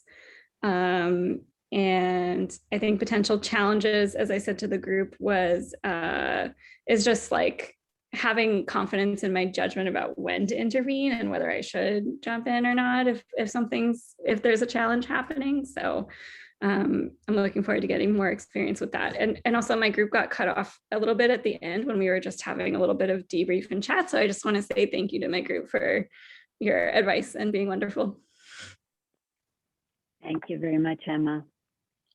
Okay, Geffen, would you please give us a minute of your experience? Yeah, I had a lovely group. It was a very safe place to practice. It was my first attempt to do this, to take in charge of a space in that way. I was very nervous, but as the experience went on, I felt more relaxed and relieved. It was a very positive experience because at the beginning I mentioned that I'm very nervous and to even approach to that experience in total. So I'm happy. Thank you. Thank you, Geffen. And Adelina, would you be willing to share, please? Of course. For me, it was a very big surprise to see how comfortable I felt this time, even though, yeah, in the beginning I was a little bit nervous. But comparing to the previous sessions, this was way better. I stopped babbling, so this was a huge improvement. Yeah, I think that there's what I liked is the fact that I could see the differences and I know now how to do some other things better. And I have a whole picture of it's starting to become more and more clear how I want to present the circles to others. And I loved the idea of Bill's idea of this being therapeutical, but it's not therapy. So yeah. Thank you very much, Adelina. And Maria, would you please share with us? Sure. So this was my first time facilitating an empathy circle, and we talked a lot about, for certain types of us, you know, the ability to, the stress of trying to get it right. But I think what I learned from my experience, and also from what the others in my group showed, is that the most important thing you can bring to it is to create a sense of safety, and to also just be confident in how you facilitate, even if you forget to tell people a few things. Like, that confidence enables the people in the circle to share more freely, that they know they're in good hands. For example, Anouk was one of our facilitators, and she said, "Oh, I forgot to say some things," but her presence created confidence. Even if she didn't feel like she was doing everything, she created confidence, and so it created a safe space. So I learned how important that is, beyond just saying the right things or making sure you give people the right directions. It's actually to create the vibe of safety and confidence. And so it felt good to practice in this safe space. Thank you. Thank you, Maria. And Sam, would you give us a minute of your experience, please? Sure. Wonderful experience. Graham was gracious enough to answer all of our process questions, and that felt very good and supportive. The one salient point that Graham mentioned was, and I always thought that it would be best as a facilitator to lead off by being the speaker. And of course, in our process, especially if you're new, it's much harder to be the listener. So me modeling as a listener was a good aha moment for me. I think that's a good salient point for all of us to take home. And then, since I'm the listener, then I can be the speaker and I can model that too. So that was really wonderful experience to hear. Thank you. Thank you, Sam. And Kian, would you share, please? Yeah, I really enjoyed our time. I was with Michelle and Emma and Dustin. You know, this time, you know, since I've done the cohort before, I was really trying to the introduction had been something that was really challenging for me. And this time I was really focusing on like, okay, I'm not gonna get everything, but I was really trying to just be, you know, just present and, just do it instead of thinking about, oh, did I check this off and get everything right? And I found that left space for me to, you know, add things that maybe hadn't thought of before, or I remembered things anyway. So I really enjoyed that in our circles as well. Thank you, Kian. Leslie, would you share, please? Yes. So our circle, I think because of the number of us, didn't end up having time for me to do an intro or facilitate actually in the end. But what sort of surprisingly and happily came out of it for me was sort of a sense of, you know, putting in my 2 cents as things went on, and just finding a comfort and a thought about becoming a trainee. So that was a great surprise today, and just really overall just really appreciated the sort of burrowing in we did into the different ways that the empathy circle structure can hold us, like sort of explorations or movement in different spheres. Yeah, I really appreciated our exchange and our debrief. Thank you. Thank you, Leslie. Mina, would you please share? Muted, yes. Well, I was unprepared. I want to say I didn't read the assignment beforehand, but I was felt really sort of frazzled at first in trying to facilitate and to do the introduction. But after having done it, I felt more confident, and I think it was good to just sort of jump in and do it. And so now, I mean, I will go back and read the instructions and really know what I'm talking about. I think it was, for me, it was a good way to learn how to do it just by doing it. Also, I think some of the feedback that we gave each other was really helpful in helping me become a better facilitator. I think the personal problem that I'm having is that I just fostered a dog, and he's jumping all over or she's jumping all over the place. So I was having a little bit of a distraction in the background. But other than that, I mean, I think I got a lot out of just learning by doing. Thank you, Mina. Great. And Dolores, would you please share? Yeah, so I think my experience was very positive, and I do have to admit that I felt less confident and a little bit more nervous than I did yesterday when I was actually facilitating an empathy circle. So I think today was so helpful in terms of really sinking in the process. As far as my strengths, I think that I definitely trust the process. So I think that is a strength. And I do believe that the process of dialogue, which is an exchange between listening and speaking, is a mediator of change.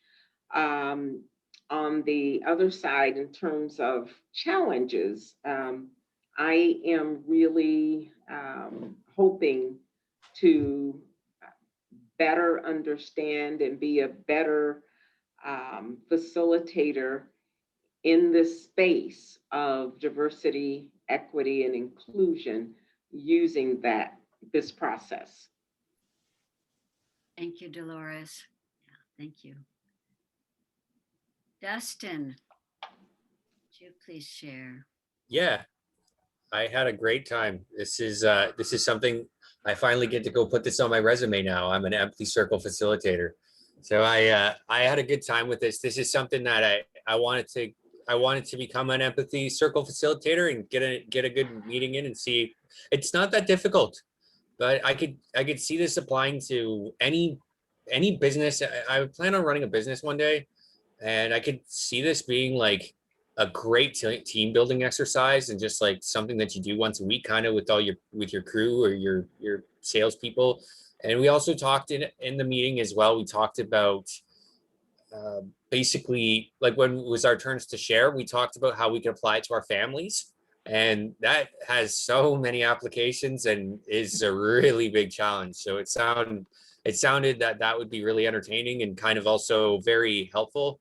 And we also talked about doing the structure of the empathy circle. It's really simple. I find that running an empathy circle is it's basic. I have to be honest and say I didn't read a single thing on the site. I read it once long ago, but I didn't practice before I came to this. And it's just, I've seen it done before. So I didn't think it would be that difficult to jump in and just give it a shot.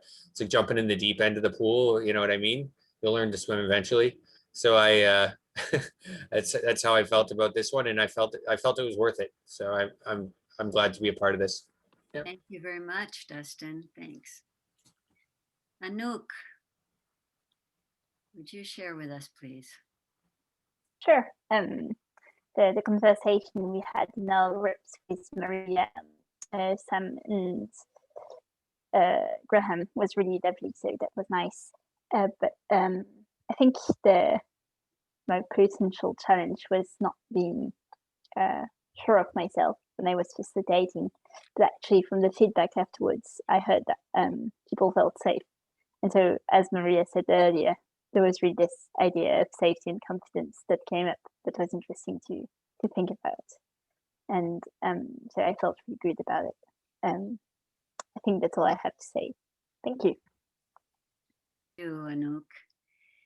So, Kat, will you go, please? And Yeah, sure. Yep.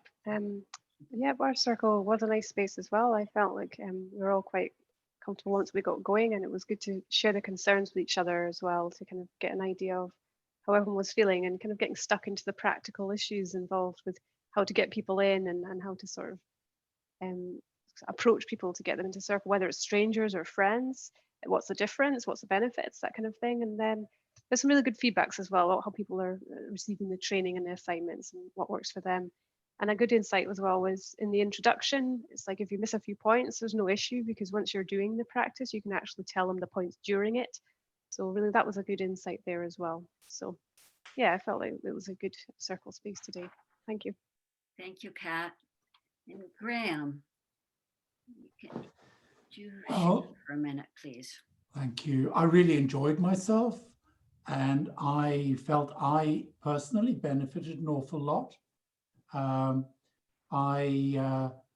felt the circle was good and cohesive, and I enjoyed all the facilitation by the trainees, and they were effective as well. And there was a lot of breakup in the group where we had opportunities for feedback, and that struck me as being kind of very valuable as well. And there was we talked a lot about the aspects of facilitation and some of the group processes, and I sensed that was taken valuably by all the participants in the group. And for me, the experience of facilitating is that it applies in my everyday life. Every conversation I have with somebody, the principles of facilitation and the principles that we learn here apply. And I'd also, in closing, I'd like to thank all of those people who attend here and speak English, but where English is not their mother tongue. And I thank you all very much. And with that, I'm finished. Thank you. Thank you very much. And Larry, would you please check in? Our time is a little tight. Okay, thank you to everyone in the group. I mean, I just fall in love with humanity every time I do an empathy circle. I fall in love with everyone who participates. It's just beyond words what, you know, Edwin has put together. This empathy circle is so simple, and yet it's the missing link in human communication. We really could have world peace. Keep it up, keep coming back. Thank you, Larry. Michelle, would you share, please?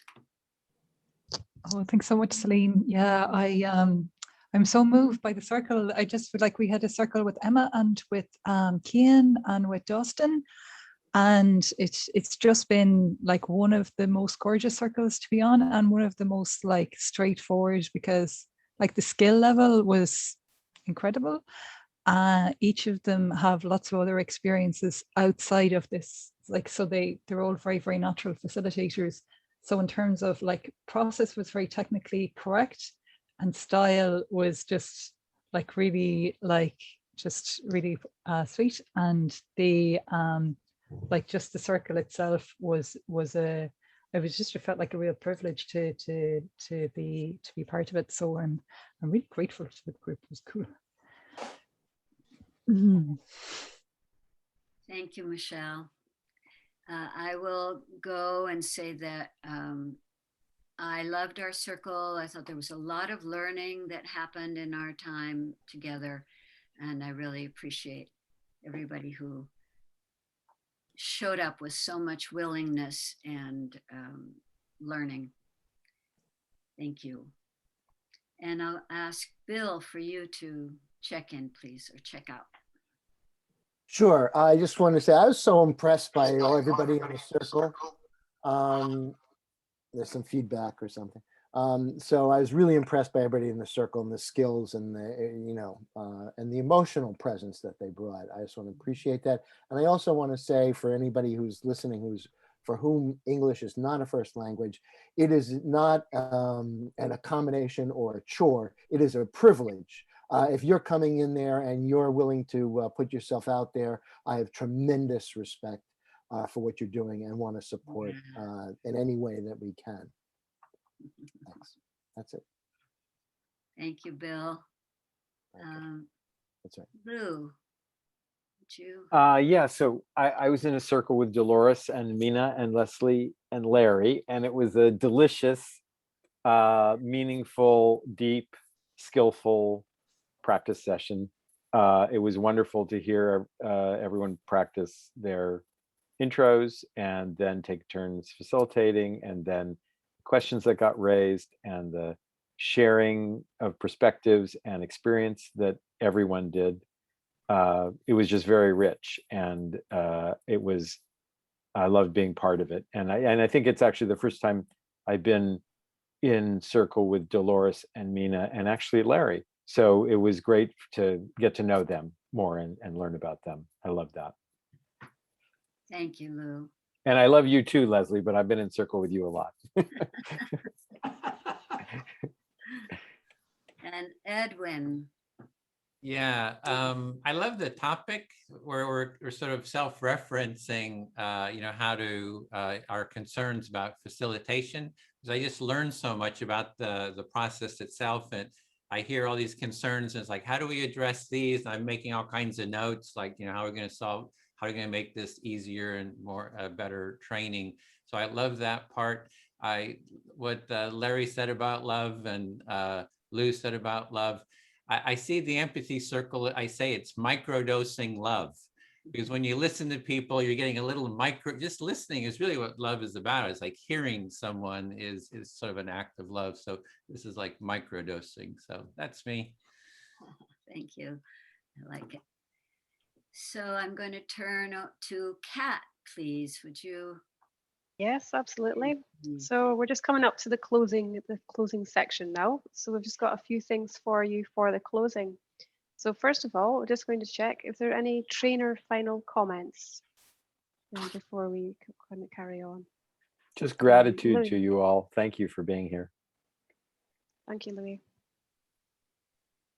And Bill? Yeah. Tomorrow I'm going to do Empathy Circle in schools, a new little cafe I'm doing for the 4th time. I put the information in the chat.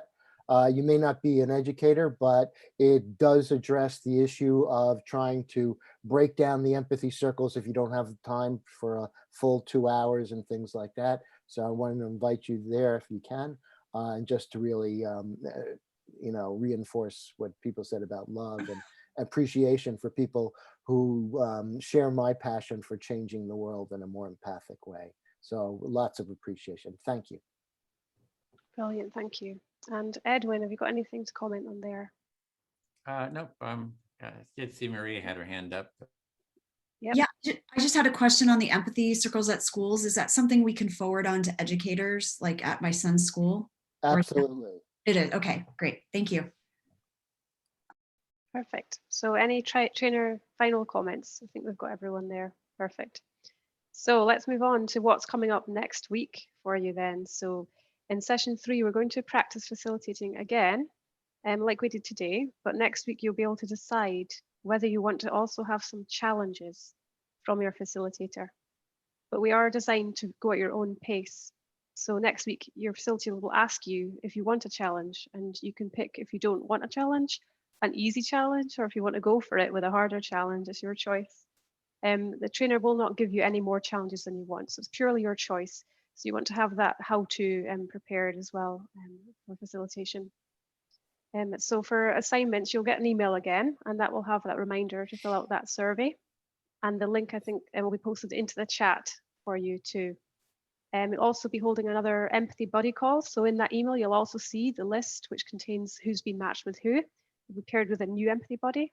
And then also just seeing if you have time to be able to facilitate any empathy circles with family or friends as well. So that will, just watch out for that email coming from Edwin after the session. So next, if you just want to post a feeling that you have now as a result of being here today, if you want to post that feeling in the chat, that's how you're feeling from being in this session.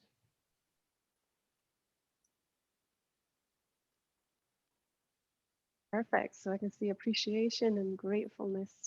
Better prepared, nice, and hopeful and content and growing. Those are good, really good words. Okay, so if we're ready for the jazz hands, we can all have the jazz hand. Goodbye. And everybody's picture. Turn on your picture. Yeah, your Mina. You got your picture. Emil.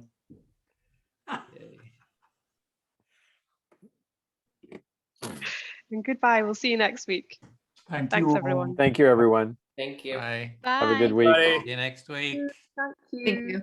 Take Have care. a really nice week. See you.